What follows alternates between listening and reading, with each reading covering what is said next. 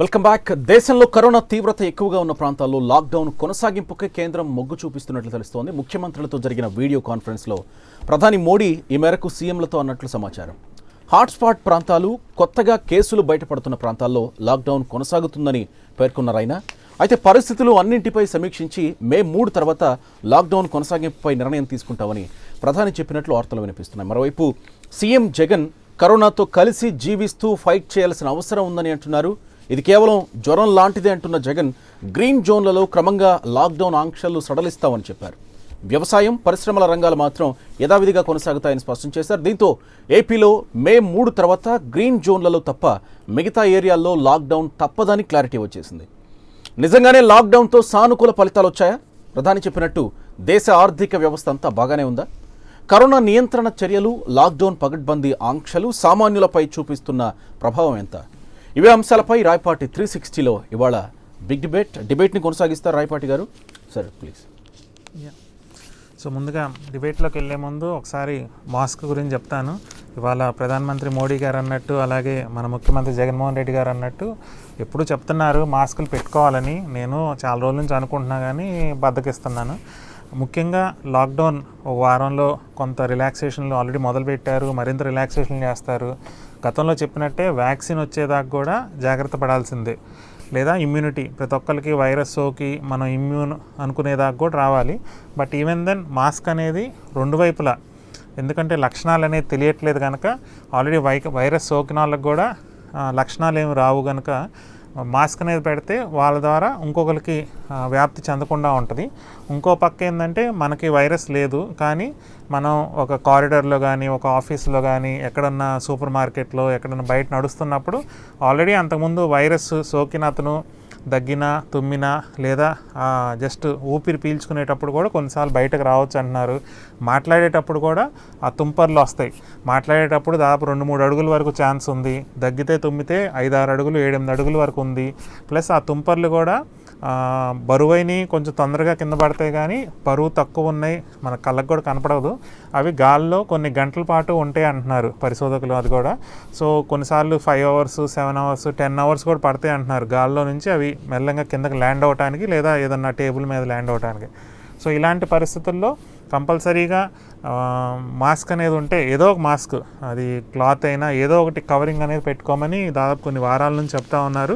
ముఖ్యంగా లాక్డౌన్ తీసేటప్పుడు మరింత రిస్క్, ఎందుకంటే అందరూ ఎక్కువగా జనాలు ఇంకా ఆఫీసులకి డిఫరెంట్ ప్లేస్కి వెళ్తారు. లాక్డౌన్ ఉంది కనుక ప్రస్తుతం కొంత లిమిటెడ్ స్టాఫ్తో కానీ లిమిటెడ్ పనులకే బయటకు వెళ్తున్నాం.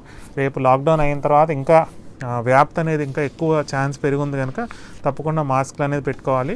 ఆబ్వియస్గా N95 మాస్క్లు అనేది హెల్త్ కేర్ వర్కర్స్కి, పోలీసులకి, అంటే ఫ్రంట్ లైన్ వర్కర్స్కి N95 మాస్క్ అనేది ఉంచాలి. వాళ్ళ కోసం వాళ్ళకి ఇంపార్టెంట్ కనుక. మిగతా వాళ్ళం ఇలాంటి సర్జికల్ మాస్క్ కూడా, ఇది కూడా అవసరం లేదు, జస్ట్ ఒక క్లాత్ మాస్క్ అయినా ఏదైనా పెట్టుకోవడం. అలాగే ముఖ్యంగా ఇంకోటి మాస్కుల గురించి చెప్పేది ఏంటంటే, ఈ బయట పక్క మాస్క్ ఈ అవుట్ సైడ్ అనేది ముట్టుకోకూడదు. చాలాసార్లు ఏంటంటే కిందకి అనుకోవడం, పైకి అనుకోవడం, కదిలించుకోవడం చేస్తారు. ఎందుకంటే ఈ అవుట్ సైడ్ పోర్షన్ అనేది కంటామినేటెడ్ ఏరియా అంటాం, గాల్లో ఏమన్నా ఉండి దాని పర్పసే అది కదా. సో ఈ మాస్క్ బయట పక్క అనేది ఎప్పుడు ముట్టుకోకూడదు. ఏమైనా తీయాల్సి వచ్చినా కూడా లోపల నుంచి ఇలా పట్టుకొని తీసేయాలి తప్పితే బయట పక్కన పెట్టుకోవడం, మళ్ళీ కాసేపు మడత వేసుకొని జేబులో పెట్టుకోవడం, మళ్ళీ కాసేపు బయట పెట్టడం, లేకపోతే పక్కన పెట్టుకోవడం అలా అనేది చేయకూడదు. ఒకసారి వాడిన తర్వాత తీసేదలుచుకుంటే క్లాత్ మాస్క్ అయితే మళ్ళీ ఒక డెటాల్ నీళ్ళలోనో, చక్కగా సోప్ నీళ్ళలోనో కడిగి ఆరబెట్టుకొని మళ్ళీ వాడుకోవచ్చు, రీయూజబుల్ అయితే. లేదు one time use and throw అయితే తీసేసి దాన్ని ఒక బ్యాగ్లో ప్రాపర్గా ఫోల్డ్ చేసేసి గార్బేజ్ బ్యాగ్లో వేయాలి. మళ్ళీ ఎక్కడ పడితే అక్కడ పడేయకూడదు అనేది. సో మాస్క్ డెఫినెట్గా అది వైరస్ వచ్చేదాకా, లేదా హర్డ్ ఇమ్యూనిటీ కొన్ని నెలల పాటు ఇలా అలవాటు చేసుకోవాలి కనుక నేను కూడా మొదలుపెట్టాను. ఓకే, అలాగే ఇవాళ లాక్డౌన్ వచ్చేసరికి ఇవాళ 34వ రోజుకు చేరింది. ఒకసారి ప్రపంచవ్యాప్తంగా స్టాటిస్టిక్స్ చూసుకుంటే ప్రపంచవ్యాప్తంగా 30 లక్షలు దాటినాయి కన్ఫర్మ్డ్ కేసులు, 30,16,000కి వచ్చినాయి. మరణాలేమో 2 లక్షలు దాటి 2,08,000కి వచ్చినాయి. అమెరికాలో వచ్చేసరికి దాదాపు 10 లక్షల కేసులు అవుతున్నాయి, 9,88,000 దగ్గర ఉంది. మరణాలు 55,500 దగ్గరికి వచ్చినాయి. దాదాపు అమెరికాలో 10 రాష్ట్రాల్లో 1000 కన్నా ఎక్కువ మరణాలు జరిగినాయి. అవుట్ ఆఫ్ టోటల్ 50 రాష్ట్రాలు అమెరికాలో దాదాపు 10 రాష్ట్రాల్లో 1000 కన్నా ఎక్కువ మంది చనిపోవడం జరిగింది. ఎక్కువగా న్యూయార్క్, న్యూజెర్సీ అని గతంలో చెప్పుకున్నాం. అలాగే ఇంగ్లాండ్, యునైటెడ్ కింగ్డమ్లో కూడా మరణాలు 20,000 దాటినాయి. 20,800కి వచ్చినాయి. కేసులు 153,000 దగ్గర ఉన్నాయి. దాదాపు మొత్తం మీద చూసుకుంటే ఒక 5 దేశాలు 20,000 కన్నా ఎక్కువ మరణాలు ఉన్నాయి.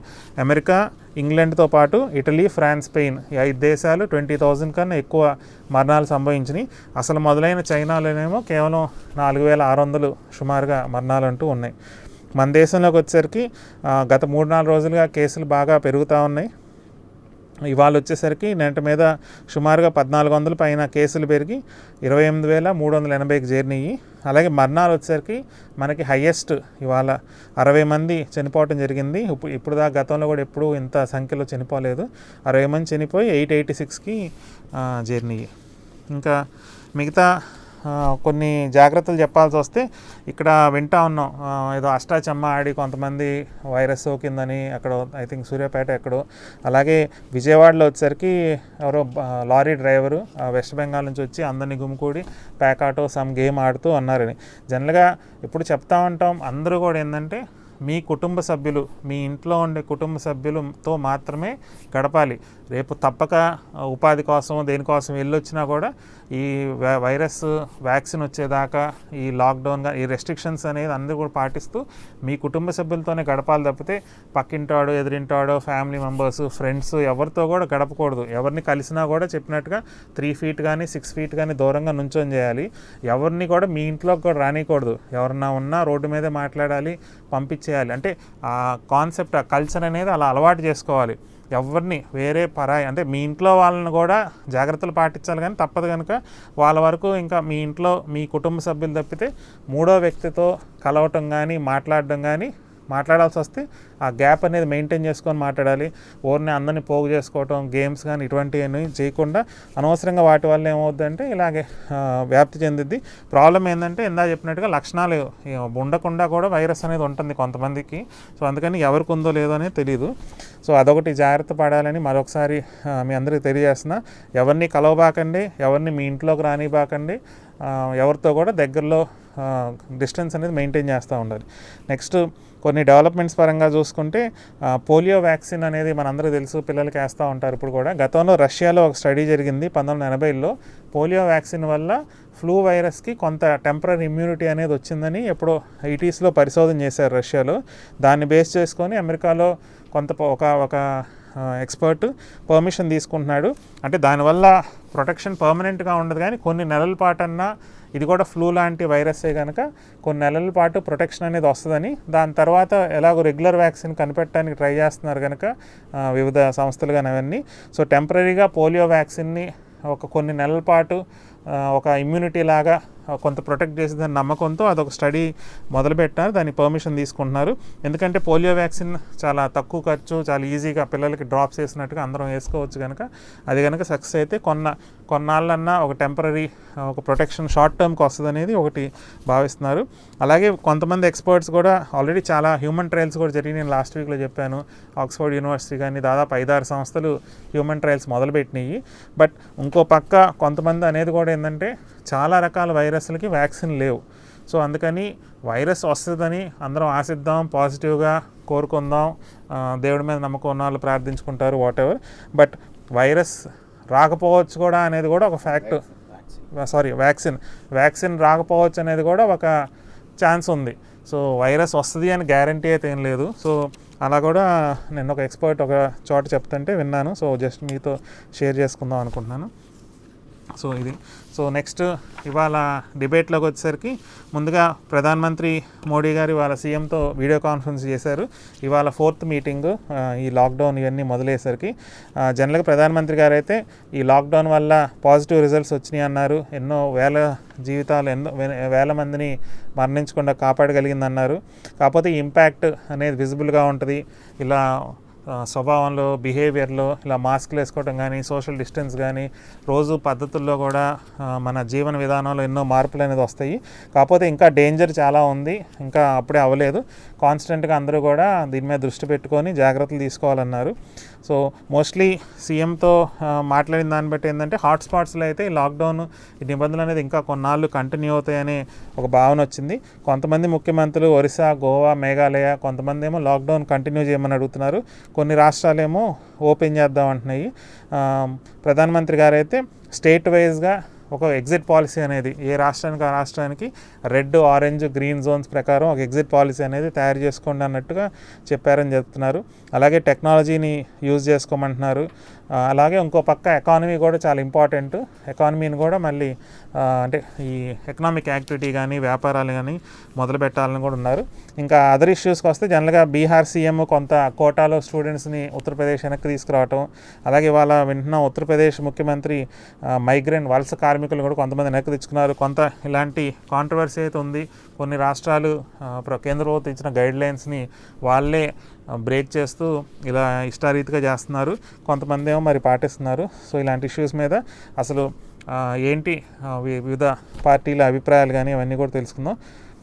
ఇవాళ డిబేట్లో పాల్గొనడానికి గంగాధర్ గారు, కాంగ్రెస్ పార్టీ వైస్ ప్రెసిడెంట్, వారు మన స్టూడియోలో ఉన్నారు. నెక్స్ట్ రఘురామ్ గారు, బీజేపీ నాయకులు, ఏపీ కోఆర్డినేటర్, వారు లైవ్లో ఉన్నారు వారి భీమవరం దగ్గర నుంచి. నెక్స్ట్ అన్నపరెడ్డి విజయభాస్కర్ రెడ్డి గారు, వైఎస్ఆర్సీపీ ప్రజారోగ్య విభాగం అధ్యక్షులు, గతంలో ఫార్మసీ కౌన్సిల్ ఆఫ్ ఏపీకి కూడా అధ్యక్షులుగా చేశారు. నెక్స్ట్ మాణిక్యాలరావు గారు, టీడీపీ అధికార ప్రతినిధి, వారు కూడా లైవ్లో ఉన్నారు.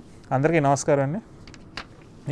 ముందుగా గంగాధర్ గారు మీరు చెప్పండి, కాంగ్రెస్ పార్టీ పరంగా అంటే ఏమైనా ఎక్స్పెక్ట్ చేశారా? జస్ట్ ఒక ఇంటరాక్షన్ లాగా అనుకుంటా ఇవాళ. ఆబ్వియస్గా గతంలో కూడా ఎప్పుడు కూడా వీడియో కాన్ఫరెన్స్లో ఎలాంటి అనౌన్స్మెంట్స్ కానీ ఏం లేవు, just I think exchange of information లాగా చేశారు. కానీ బట్ కొంత నాకైతే పర్సనల్గా ఎలా ఎగ్జిట్ అవ్వాలని కూడా ఒక కన్ఫ్యూజన్ లాగా ఉంది. ఇప్పుడు గతంలో యూరోప్లో చూసుకుంటే స్పెయిన్ కానీ, ఇటలీ కానీ, అలాగే అమెరికాలో కూడా ఇంకా వందలాది మంది చనిపోతున్నా కూడా స్లోగా ఎకానమీని ఓపెన్ చేయడానికి ఒక ప్రయత్నం చేస్తున్నారు. మన దగ్గర ఎందా చూసినట్టుగా 60 మంది మనకి హైయెస్ట్, కానీ చాలా తక్కువ మంది అసలు యూఎస్ఏ, యూరోప్తో కంపేర్ చేస్తే మనకి నథింగ్ మన ఫిగర్స్ అనేది. సో బట్ ఏదో కొంత అంటే భయంగా కూడా ఉన్నట్టుంది కొంతమంది ముఖ్యమంత్రులకి, లాక్డౌన్ ఎత్తేస్తే ఏమైపోయిద్దో, మళ్ళీ కంట్రోల్ చేయలేము అనేది. ఓవరాల్ మీరు ఏమైనా అభిప్రాయపడుతున్నారు? చాలా పెద్ద ఎత్తున దీనికి సంబంధించిన కన్ఫ్యూజను, గందరగోళం ఉందండి. లాక్డౌన్ ఎత్తేయాలా వద్దా, లాక్డౌన్ సక్సెస్సా కాదా అనే దాని గురించి కూడా కొన్ని డౌట్స్ ఉన్నాయి. లాక్డౌన్ ఇంప్లిమెంటేషన్ ప్రాపర్గా జరుగుతుందా, బ్రీచెస్ ఏమీ లేవా, ఇవన్నీ డిస్కస్ చేయాల్సినటువంటి విషయాలు. అట్లాగే మనకి ఎక్కడ విదేశాల్లో లాగా పబ్లిక్ హెల్త్ ఎక్స్పర్ట్స్ రంగంలో ముందుకొచ్చి దాని మీద లీడ్ చేస్తున్నట్టుగా కనపట్ల. ఈ ఫైట్ అగెన్స్ట్ కరోనా విదేశాల్లో చూస్తే మనకి పబ్లిక్ హెల్త్ ఎక్స్పర్ట్స్ని ముందు పెడుతున్నారు, ముందుకొచ్చేస్తున్నారు. తర్వాత ఆయా ప్రభుత్వాలు చాలా పెద్ద ఎత్తున నిధుల్ని కేటాయిస్తున్నాయి ఈ కరోనాని ఎదుర్కోవడానికి, ప్లస్ లాక్డౌన్స్ మూలంగా వచ్చినటువంటి హ్యూమానిటేరియన్ క్రైసిస్ని, లేకపోతే ఎకనామిక్ క్రైసిస్ని. ఇప్పుడు మనకైతే పెద్ద హ్యూమానిటేరియన్ క్రైసిస్ కూడా ఈ మైగ్రెంట్ వర్కర్స్ వీళ్ళతోటి వాళ్ళ మూలంగా వస్తుంది, వాళ్ళ పడుతున్నటువంటి ఇబ్బందుల వల్ల. సో వీటన్నిటిని ఎదుర్కోవడానికి చాలా పెద్ద ఎత్తున నిధులను కూడా రిలీజ్ చేస్తున్నాయి. అవేవి కూడా మనకి కనపట్టలేదు ఇక్కడ భారతదేశంలో. మనం చాలా లేటుగానే రియాక్ట్ అయ్యాము, చాలా ముందుగా రియాక్ట్ అయ్యాము అనేది వాస్తవమైన విషయం కాదు. జనవరి 30న మనకి కేసు వస్తే మనం దాదాపు మార్చి ఎండింగ్ వరకు కూడా, మార్చి చివరి దాకా కూడా పెద్దగా సీరియస్గా తీసుకోలేదండి. జనతా కర్ఫ్యూ తర్వాత ఆల్ ఆఫ్ ఏ సడన్ 4 గంటల వ్యవధితోటి లాక్డౌన్ విధించడం తప్ప మనం అంతకుముందు సీరియస్గా తీసుకోలేదు. సో ఇప్పుడు మన లాక్డౌన్ గురించి మాట్లాడుకుందాం. లాక్డౌను మనకి మనలాంటి దేశాల్లో దాదాపు 17% ఆఫ్ ది పీపుల్, 17% జనం స్లమ్స్లో జీవిస్తున్నారు. స్లమ్స్లో ఈ ఫిజికల్ డిస్టెన్సింగ్ అనేది పాటించడం అనేది సాధ్యమవుతుందా? ఒకటి. 2, ఈ లాక్డౌన్ ఉన్న ఏరియాల్లో కూడా టైంలో కూడా ఉదయం పూట 3 గంటల పాటు వదిలేస్తున్నారు. ఆ వదిలేయటం వల్ల విపరీతంగా బజార్లోకి వచ్చి గుమికూడి ఫిజికల్ డిస్టెన్సింగ్ పాటించకుండానే జనం ప్రవర్తించడం అనేది జరుగుతూ ఉంది. సరే, అట్లా కాకుండా మరి మొత్తంగా ఎప్పుడు తెరిచి ఉండే విధంగా ఉంటే ఎట్లా ఉంటుందో తెలియదు. అంత గుమిగూడరా అని అనిపిస్తుంది. ఆ టైము నిత్యావసర వస్తువులే రోజంతా తెరిచి నిత్యావసరాలు రోజంతా తెరిచి యాక్సెసిబుల్గా ఉండే విధంగా ఉంటే, అంటే అందరికీ ఇళ్ళకి సరఫరా చేయడం సాధ్యం కానప్పుడు నేషన్ వైడ్ కూడా ఒకే పాలసీ లేదండి. ఐ థింక్ హైదరాబాద్ లో పగలంతా తెరిచి ఉంటున్నాయి, బాంబేలో తెరిచి ఉంటున్నాయి, మన రాష్ట్రంలో 3 గంటలే పెట్టారు. అదే ఇదొకటి. తర్వాత మనం మొత్తంగా చూస్తే మిగతా దేశాల్లో లాగా ప్రమాద గంటికలు అంత పెద్ద ఎత్తున మోగటం లేదు మనకి ఇక్కడ. ఎందుకంటే జనవరి 30న మనకి కేసు వచ్చింది, జనవరి 21న అమెరికాలో కేసు వచ్చింది, ఫిబ్రవరి 14న జర్మనీలో వచ్చింది. వాళ్ళకి చాలా పెద్ద ఎత్తున కేసెస్ బయటపడ్డాయి, డెత్స్ కూడా అవుతున్నాయి. మనకి అంత లేదు. మనకి అంత కేసులు కనపడకపోవటానికి ఒక కారణంగా మనం ఎక్స్టెన్సివ్ టెస్టింగ్ చేయకపోవటాన్ని చెప్పుకోవచ్చు. రెండో కారణంగా మన క్లైమాటిక్ కండిషన్స్ కానివ్వండి, ఎపిజెనెటిక్ అండ్ జెనెటిక్ ఫ్యాక్టర్స్ కానివ్వండి, ఇవి ఇన్నెట్ ఇమ్యూనిటీకి సంబంధించిన వ్యవహారాలు, తర్వాత బీసీజీ వ్యాక్సినేషను, అట్లా మీరు చెప్తున్నట్టు ఇప్పుడు పోలియో వ్యాక్సిన్ కానీ నిజంగా ప్రొటెక్టివ్ అయితే మనకు పోలియో వ్యాక్సిన్ ఎక్స్టెన్సివ్గా వేస్తున్నాం మనం. ఇప్పటికీ కూడా ప్రతి ఆదివారాలు వాళ్ళు చెప్పింది షార్ట్ టర్మ్ టెంపరరీ ప్రొటెక్షన్ ఇచ్చే అవకాశం ఉంది, ఇచ్చే అవకాశం ఖచ్చితంగా ఉంది. ఇది ఇమ్యూనిటీకి సంబంధించిన విషయం కాబట్టి, అది కూడా వైరస్ తోటే వచ్చేది కాబట్టి పోలియో అనేది కూడా ఒక జనరల్ ఇన్నేట్ ఇమ్యూనిటీ లాంటిది, స్పెసిఫిక్ కాదు, అది స్పెసిఫిక్ కాదు, ఒక జనరల్ ఇమ్యూనిటీ ప్రొటెక్షన్ లాంటిది వచ్చేది. దీనికి సంబంధించి వైరస్ లోడ్ ఎక్కువగా ఉండటానికి దీనికి సంబంధించి ఐసీఎంఆర్ స్పెసిఫిక్ స్టడీస్ ఎందుకు చేయటం లేదు? ఐసీఎంఆర్ నుంచి పెద్దగా మనం ఏం వింటలా. ఐసీఎంఆర్ ఎందుకని మన దేశంలో వైరస్ ప్రవర్తన ఎట్లా ఉంది, ఈ వ్యాప్తి ఎందుకని తక్కువగా ఉంది, కేసులు తక్కువగా వస్తుంటే ఎందుకు తక్కువ వస్తున్నాయి, క్రిటికల్ కేసు ఎందుకు, ఇప్పుడు మన వాళ్ళు ఒక మాట అయితే చెప్తున్నారు, ఏమని, మనకి అసిమ్టమాటిక్ కేసెస్ ఎక్కువ ఉంటున్నాయి అని చెప్పారు. అది ఎందుకు ఉన్నది అనేది స్టడీ చేయాలి. అది నాకైతే కనపట్టలేదు. స్టడీ చేయాలి, చేసి దానికి అనుగుణంగా పబ్లిక్ హెల్త్ ఎక్స్పర్ట్స్ అడ్వైస్ చేయాలి. ముఖ్యంగా లాక్డౌన్స్కి సంబంధించి కూడా పబ్లిక్ హెల్త్ ఎక్స్పర్ట్స్ ప్రకారం వాళ్ళ ఎక్కడ పడితే మీరు ఇందాక చెప్పారు, ఒక్కో రాష్ట్రంలో ఒక్కో విధంగా ఒక్కొక్కళ్ళు ఒక్కో రకంగా ప్రవర్తిస్తున్నారని. అట్లా కాకుండా ఒక యూనిఫామ్ సజెషన్స్, యూనిఫామ్ ఇంప్లిమెంటేషను ఉంటే బాగుంటుంది. అది పబ్లిక్ హెల్త్ ఎక్స్పర్ట్స్ లీడ్ చేస్తే బాగుంటుంది. కానీ ఇక్కడ మనకి అలా కాకుండా బ్యూరోక్రాట్స్ లీడ్ చేస్తున్నారు. బ్యూరోక్రాట్స్కి దాని గురించిన ఈ ఎపిడమియాలజీకి సంబంధించినటువంటి అవగాహన సక్రమంగా ఉండే అవకాశం లేదు. సో దాన్ని ఆ ల్యాబ్స్ ఒకటి ఉందని అనిపిస్తుంది నాకు. దాన్ని పూడించుకోవాలి. తర్వాత ఇక్కడ మనకి ఫైనాన్షియల్ ప్యాకేజీ పెద్దగా లేదు. జర్మనీలో మనం చూసాం 21.5% ఆఫ్ ది జీడిపి అలాట్ చేశారు. ఇంకా మిగతా దేశాల్లో కూడా అంతకంటే చాలా ఎక్కువగానే. ఇక్కడ మనకి మొన్న ఆ మధ్యకాలంలో ఇచ్చినటువంటి 1.70 lakh ప్యాకేజీ చూసుకున్నా కూడా అది 0.77% కానీ చాలా తక్కువ, 1% కూడా కాదు. తర్వాత మొన్న ఆర్బీఐ మానిటరీ పాలసీ కానీ ఫైనాన్షియల్ ప్యాకేజీ కాదు. మానిటరీ పాలసీ వేరు, ఫైనాన్షియల్ ప్యాకేజ్ వేరు. ఫైనాన్షియల్ ప్యాకేజీ తప్పనిసరి అవసరం. ఇప్పుడు ఇక్కడ రెండు ఉన్నాయి, ఒకటి హెల్త్ క్రైసిస్ ఉంది, రెండు పక్కన మనకి హ్యూమానిటేరియన్ క్రైసిస్ ఎదుర్కొంటున్నాం. సో దీన్ని ఎదుర్కోవాలంటే, దీన్ని ఫేస్ చేయాలంటే, దీన్ని సమర్థవంతంగా ఎదుర్కోవాలంటే రాష్ట్రాలకి ఫండ్స్ పంపించాల్సినటువంటి అవసరం చాలా కనిపిస్తుంది. మరి వాళ్ళు దాని గురించి ఏం చర్చించారో, ముఖ్యమంత్రులు అడిగారా లేదా, అడిగితే వాళ్ళు ఇస్తారా లేదా, ఇవన్నీ కూడా ప్రశ్నార్థకంగా మారింది. ఇక్కడ మన ఒకటైతే నా అభిప్రాయం అయితే ఏంటంటే, మనం ఇంకా సైంటిఫిక్గా ట్రాన్స్పరెంట్గా వెళ్ళటం లేదేమో అని అనిపిస్తుంది. సైంటిఫిక్ పద్ధతిలోనూ ట్రాన్స్పరెంట్ పద్ధతి. సైంటిఫిక్ పద్ధతులు అంటే పబ్లిక్ హెల్త్ ఎక్స్పర్ట్స్ని ఇన్వాల్వ్ చేస్తూ, తర్వాత మనం వైరస్ బిహేవియర్ మన దేశంలో ఎట్లా ఉందనే దాన్ని కరెక్ట్గా అసెస్ చేసి, దాన్ని బట్టి కేసెస్ని కరెక్ట్గా అసెస్ చేయడానికి నిన్న మొన్నటి దాకా కూడా మనం ఈ మధ్యకాలం వరకు కూడా టెస్టింగ్ గురించిన ఇంపార్టెన్స్ని మనం అడ్మిట్ చేయాలి. ఇప్పుడు టెస్టింగ్, ట్రేసింగ్ అండ్ ట్రీటింగ్. ఎందుకు testing, tracing and treating T3 ఎందుకనంటే, ఇప్పుడు అసిమ్టమాటిక్ కేసు ఇప్పుడు మీరు సుప్రీంకోర్టులో మాస్ టెస్టింగ్ జరగాలి అనే దాన్ని ఆ పిటిషన్ కొట్టేశారు. మాస్ ర్యాండమ్ టెస్టింగ్ అవసరం. ఎందుకు అవసరం అంటే, ICMR చెప్పింది ఈ అసిమ్టమాటిక్ కేసెస్ ఎక్కువ ఉన్నాయని. అసిమ్టమాటిక్ కేసెస్ ఎక్కువ ఉన్నప్పుడు మాస్ ర్యాండమ్ టెస్టింగ్ ద్వారా కాకుండా ఎట్లా బయటపడతాయి ఇవి? మీరు సిమ్టమాటిక్ కేసెస్ లేకపోతే కాంటాక్ట్స్ని టెస్ట్ చేస్తామంటే అసిమ్టమాటిక్ కేసెస్ బయటపడకుండా ఉండిపోతాయి కదా. ఎందుకంటే అది ఇన్ఫర్మేషన్ ఫర్ వాళ్ళ డిసిషన్ మేకింగ్ ఉపయోగపడుద్ది. ముఖ్యమంత్రులు కానీ ఎగ్జాక్ట్లీ ఆ ఇన్ఫర్మేషన్ అనేది డెసిషన్ మేకింగ్ ఉపయోగపడుతుంది. తర్వాత వైరస్ లోడ్ పెరగకుండా కూడా చేస్తుంది. ఎందుకంటే వాళ్ళని ఐసోలేట్ చేస్తాం, మనం ఐసోలేట్ చేస్తాం. కేసుని ట్రేస్ చేసిన తర్వాత తీసుకెళ్ళి ఐసోలేట్ చేస్తాం. ఇది ఒకటి. తర్వాత ఇక్కడ ఇంకో పాయింట్ ఉంది. టెస్టింగ్ ఎక్స్టెన్సివ్గా జరగాలి, మాస్ ర్యాండమ్ టెస్టింగ్ కూడా జరగాలి, ట్రాన్స్పరెన్సీ ఉండాలి, ఆ అంకెల్లో కూడా ట్రాన్స్పరెన్సీ ఉండాలి, ప్రకటనలో కూడా ట్రాన్స్పరెన్సీ ఉండాలి. తర్వాత స్టెప్ ఐసోలేషన్ సెంటర్స్ ఎట్లా ఉంటున్నాయి? ఐసోలేషన్ సెంటర్స్ సరైన పద్ధతిలో నిర్వహించకపోతే, సౌకర్యవంతంగా నిర్వహించకపోతే ఎవరు రారు, ఎవరు టెస్టింగ్ చేయించుకోవడానికి ముందుకు రారు, గోడలు దిగిపారిపోయే పరిస్థితి కూడా మనం చాలా చోట్ల చూసాం. ఇంకోటి ఏంటంటే మన దేశంలో ఒక స్టిగ్మా చేశారు దీన్ని.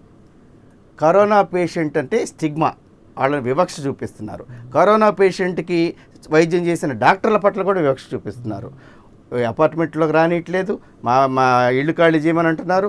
వాళ్ళు చనిపోతే వాళ్ళకి సరైనటువంటి దహన సంస్కారాలు చేయనీయట్లేదు. సో ఈ స్టిగ్మాకి ప్రభుత్వం, మన మీడియా కూడా, ఎక్స్పర్ట్స్ అండ్ సెలబ్రిటీస్ అందరూ కూడా ఈ స్టిగ్మాని పోగొట్టే విధంగా ఎడ్యుకేట్ చేయాల్సినటువంటి అవసరం ఉంది. భయం, నిజానికి భయం లేదు మన జనానికి అనుకుంటున్నాం, కానీ భయం అవసరమైన దానికంటే ఎక్కువ కల్పించారేమో అని అనిపిస్తుంది. అనవసరమైన ఎక్కువ భయం కల్పించారు. తీసుకోవాల్సిన దగ్గర జాగ్రత్తలు తీసుకోకుండా సో అది ఈ స్టిగ్మా పోవాలండి. ఈ స్టిగ్మా పోయి తర్వాత సరైనటువంటి ఫెసిలిటీస్ కల్పించడం. తర్వాత లాక్డౌన్ అనేది ఒక మెజర్ మాత్రమే, one of the measures. It's not panacea, be all and end all కాదు అది. దాని ద్వారానే పూర్తిగా పోదు. ఇంకా చెప్పాలంటే ఎండ్లెస్ లాక్డౌన్స్ అనేది సాధ్యం కాదు. ఎందుకంటే we are going to live with it for at least 2 years. 2 ఏళ్ల పాటు ఇట్లాగే ఉండకపోవచ్చు, ఎండమిక్ లాగా మారుతుంది. తర్వాత ఇంకో చోట ఎపిడమిక్ వస్తుంది, ఫ్లేర్ అప్ అవుతుంటుంది. మొత్తంగా ఫ్లేర్ అప్ అవ్వకపోవచ్చు అండి. ఒక ఏరియాలో ఫ్లేర్ అప్ అవుతుంది, ఇంకొక ఏరియాలో ఎండమిక్గా ఉంటుంది. అట్లా అప్స్ అండ్ డౌన్స్ తోటి ఒక 2 years పాటు కొనసాగే అవకాశం ఉంది. కాబట్టి దానికి ప్రిపేర్ అవ్వాలి. దానికి ప్రిపేర్ అవ్వాలంటే not only the government policy మేకర్స్లో ఖచ్చితంగా పబ్లిక్ హెల్త్ ఎక్స్పర్ట్స్ని ఇన్వాల్వ్ చేయాలి పాలసీ మేకింగ్లో. అప్పుడు మాత్రమే దీన్ని ప్రాపర్గా మనం హ్యాండిల్ చేయగలుగుతాం. మాణిక్యాలరావు గారు, మీరు తెలుగుదేశం పార్టీ తరఫున ఏం చూస్తారు? ఇప్పుడు వాళ్ళ వీడియో కాన్ఫరెన్స్ కానీ ముఖ్యమంత్రి గారు ప్రెస్ మీట్ గురించి మళ్ళీ మాట్లాడదాం. ఓవరాల్గా మీ పార్టీ స్టాండ్ ఏంటి? లాక్డౌన్ ఎక్స్టెండ్ చేయాలంటారా, లేకపోతే మే 3వ తారీఖుకి తీసేయవచ్చు అంటారా?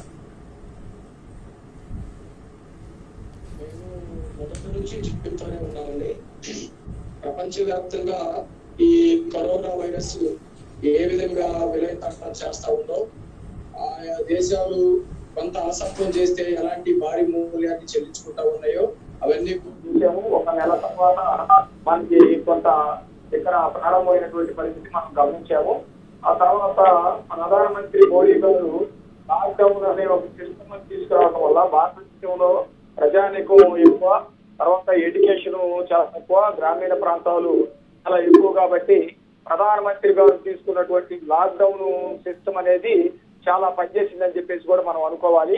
అయితే దానిలోనే లాక్డౌన్ సిస్టాన్ని మనం కంటిన్యూ చేస్తూనే వైరస్ ని అరికట్టడానికి కావాల్సినటువంటి వైద్య విజ్ఞానం వైపున మనం చూడాల్సినటువంటి అవసరం ఉంది. దానికోసం కొంత ప్రత్యేకమైనటువంటి నిధులు కేటాయించి ప్రపంచంతో పాటు పోటీ పడి దానికి కావాల్సినటువంటి మందులు కనిపెట్టే పని చేసుకోవాల్సినటువంటి అవసరం కూడా ఉంది.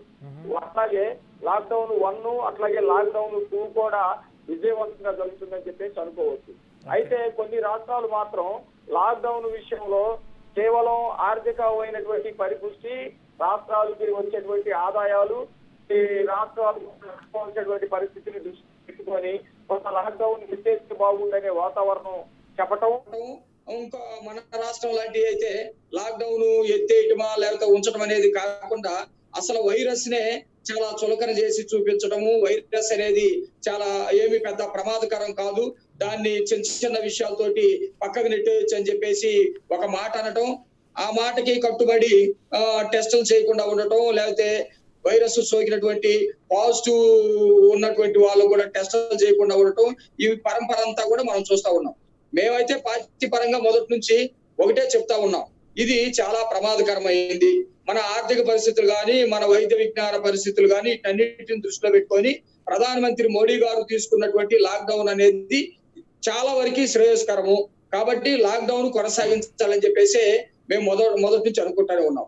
అయితే అదే క్రమంలో టెస్టింగ్ కూడా బాగా పెంచాలి. అది బాగా గ్రాస్ రూట్. ఇది మనం ఏదో కొద్ది మందికి చేస్తే ఆ కొద్ది మందిలో 1% 2% వస్తా ఉంటే ఇది ఏమీ లేదు అనుకోవటం మాత్రం చాలా ప్రమాదకరం. ఇది 3వ దశలో కూడా వచ్చింది. కమ్యూనిటీ కాంటాక్ట్స్ పెరిగిన తర్వాత అది విపరీతంగా స్ప్రెడ్ అవుతా ఉంటుంది. ఆ క్రమంలో మనం టెస్టింగ్ కనుక పెంచుకోకపోతే ఏమీ లేదు అనుకున్నటువంటి వాతావరణానికి వచ్చే ప్రమాదం ఉంది. ఆ ప్రమాదంలో గనుక మనం వస్తే నెక్స్ట్ అది చావుల రూపంలోకి వెళ్తది.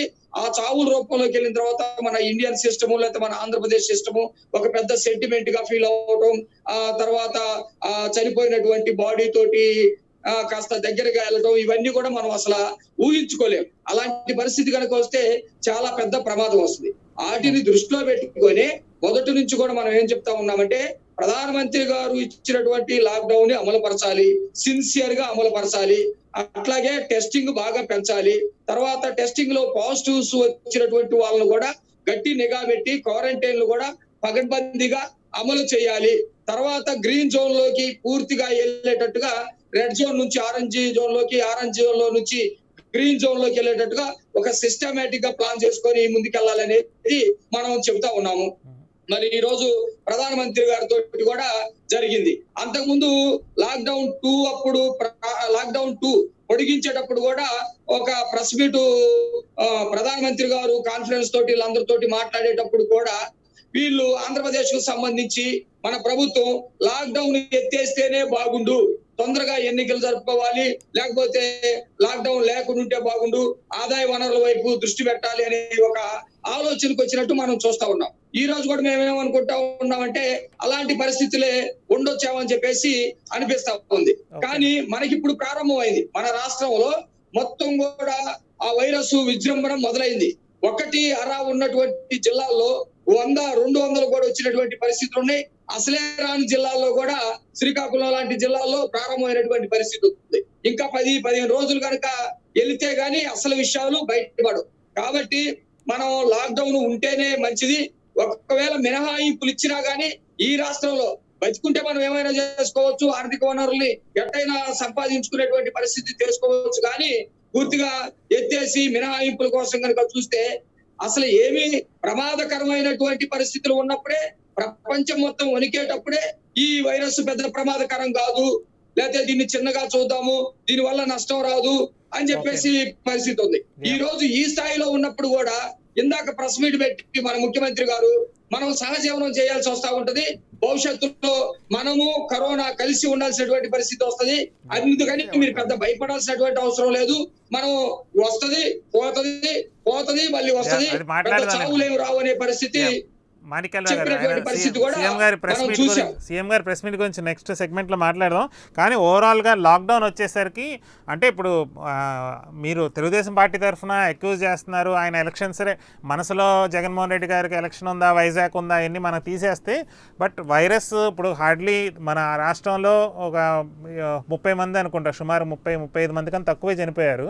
సో ఇంత తక్కువ మన అక్కడ ఇప్పుడు 100 మరణాలు రోజుకి 100 మరణాలు జరుగుతున్న కంట్రీల్లో కూడా కొంత లాక్డౌన్ రిలాక్సేషన్ తీస్తున్నారు కనుక ఏదో ఒక ఆల్టర్నేటివ్ ప్లాన్ అంటూ ఉండటంలో తప్పులేదు కదా. ఆయన మనసులో ఏముందో మనకు అనవసరం. కానీ బట్ రాష్ట్రాన్ని ఎకనామిక్ యాక్టివిటీ కానీ, ఉపాధి లేక, వ్యాపారాలు లేక కూడా చాలామంది ఇబ్బంది, ఏదో బ్యాలెన్స్ చేసుకుంటా పోవాలి కదా ఒక ముఖ్యమంత్రి అన్నాక. హెల్త్ ఇప్పుడు ఇందాక గంగాధర్ గారు ఇందాక చెప్తే హెల్త్ బ్యాలెన్స్ చేసుకోవాలి, రెండు అది ఇది బ్యాలెన్స్ చేసుకొని మనం నడపాలి. కానీ అంటే మరి మీరు ఏ ఉద్దేశంతో అంటున్నారు అంటే కాంక్రీట్ అంటే 0 కేసులు వస్తేనే లాక్డౌన్ తీయటం అనేది కుదరదు. చెప్పండి. నేనేమంటానంటే వాస్తవానికి మనం పర్ఫెక్ట్ గా ఉంటే బ్యాలెన్స్ చేసుకొని నడపటంలో అదే కరెక్ట్. కానీ వీళ్ళ మనసుల్లో వైరస్ పట్ల ఉన్నటువంటి చులకన భావన, దాన్ని పట్టించుకోకపోవటం, ఏదైతే లాక్డౌన్ కు సంబంధించినటువంటి నిబంధనలు ఉన్నాయో ఆ నిబంధనల్ని ప్రభుత్వంలో ఉన్నటువంటి అధినేతలే, మంత్రులు కానివ్వండి, ముఖ్యమంత్రి కానివ్వండి, ఎమ్మెల్యే కాని వాళ్ళే వైలేట్ చేసి వాళ్ళే వైరస్ వ్యాప్తికి కారణమయ్యి పక్క వాళ్ళ మీద నెట్టేటువంటి పరిస్థితి ఉన్నప్పుడు పకడ్బందీగా నిర్వహించేటువంటి టైంలోనే వాళ్ళు వైలేట్ చేస్తే సడలింపులు వచ్చినటువంటి టైంలో ఎలాంటి వైలేషన్ చేస్తారనే భయం ఉంది. ప్రజల్ని కాపాడుకోవాలి మనం ఇక్కడ. ఆదాయ వనరులు రాష్ట్రాన్ని కాపాడుకోవడానికి మరి కేంద్రం అనేకమైనటువంటి రిలాక్సేషన్స్ ఇచ్చింది.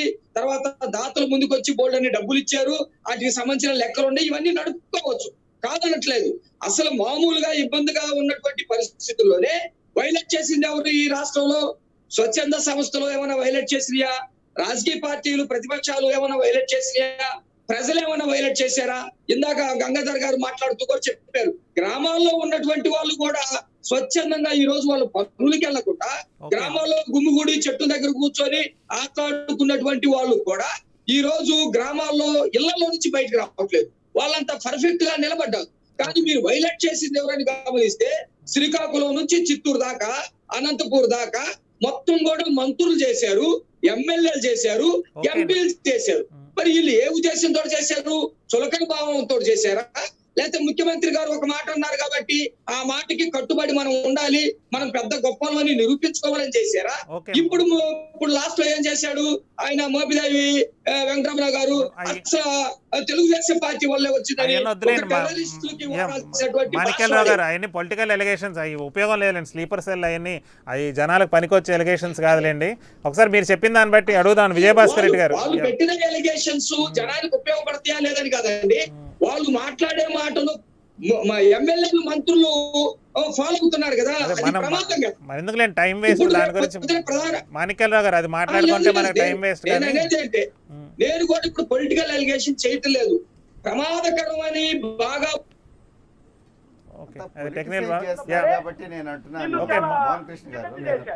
మాణిక్యాలరావు గారు ఒక నిమిషం అండి, మీ వీడియో కాల్ కూడా పోయింది, ఒక నిమిషం అండి, మళ్ళీ వస్తాం మీ దగ్గరికి. విజయభాస్కర్ రెడ్డి గారు, మోహన్ కృష్ణ గారు, ఇది బాగా పొలిటిసైజ్ చేస్తున్నారు కాబట్టి అందుకని నేను ఏమంటున్నానంటే పబ్లిక్ హెల్త్ ఎక్స్పర్ట్స్ కి వదిలిపెట్టాలి దీన్ని. Public health experts take over చేయాల్సిన టైం వచ్చేసింది. రాజకీయ నాయకులు ప్రెస్ మీట్లు, రాజకీయ నాయకులు బ్రీఫింగ్లు వద్దు. ఓకే, విజయభాస్కర్ రెడ్డి గారు మాట్లాడండి. మీరు అంటే లాక్డౌన్ ఏమనుకుంటున్నారు? జగన్మోహన్ రెడ్డి గారు ఓపెన్ గా లాస్ట్ టైం అన్నారు, ఈసారి ఎందుకో మళ్ళీ కొంత అటు ఇటుగా మాట్లాడినట్టున్నారు. అసలు వాళ్ళు మాట్లాడలేదు, ప్రెస్ మీట్లో ఏంటంటే కొంచెం లాక్డౌన్ తీసేస్తానని గట్టిగా అయితే చెప్పినట్లేరు. లాస్ట్ టైం అడిగినట్టు లెటర్ కూడా రాశారు లాస్ట్ టైం మోడీ గారికి. చెప్పండి విజయభాస్కర్ రెడ్డి గారు.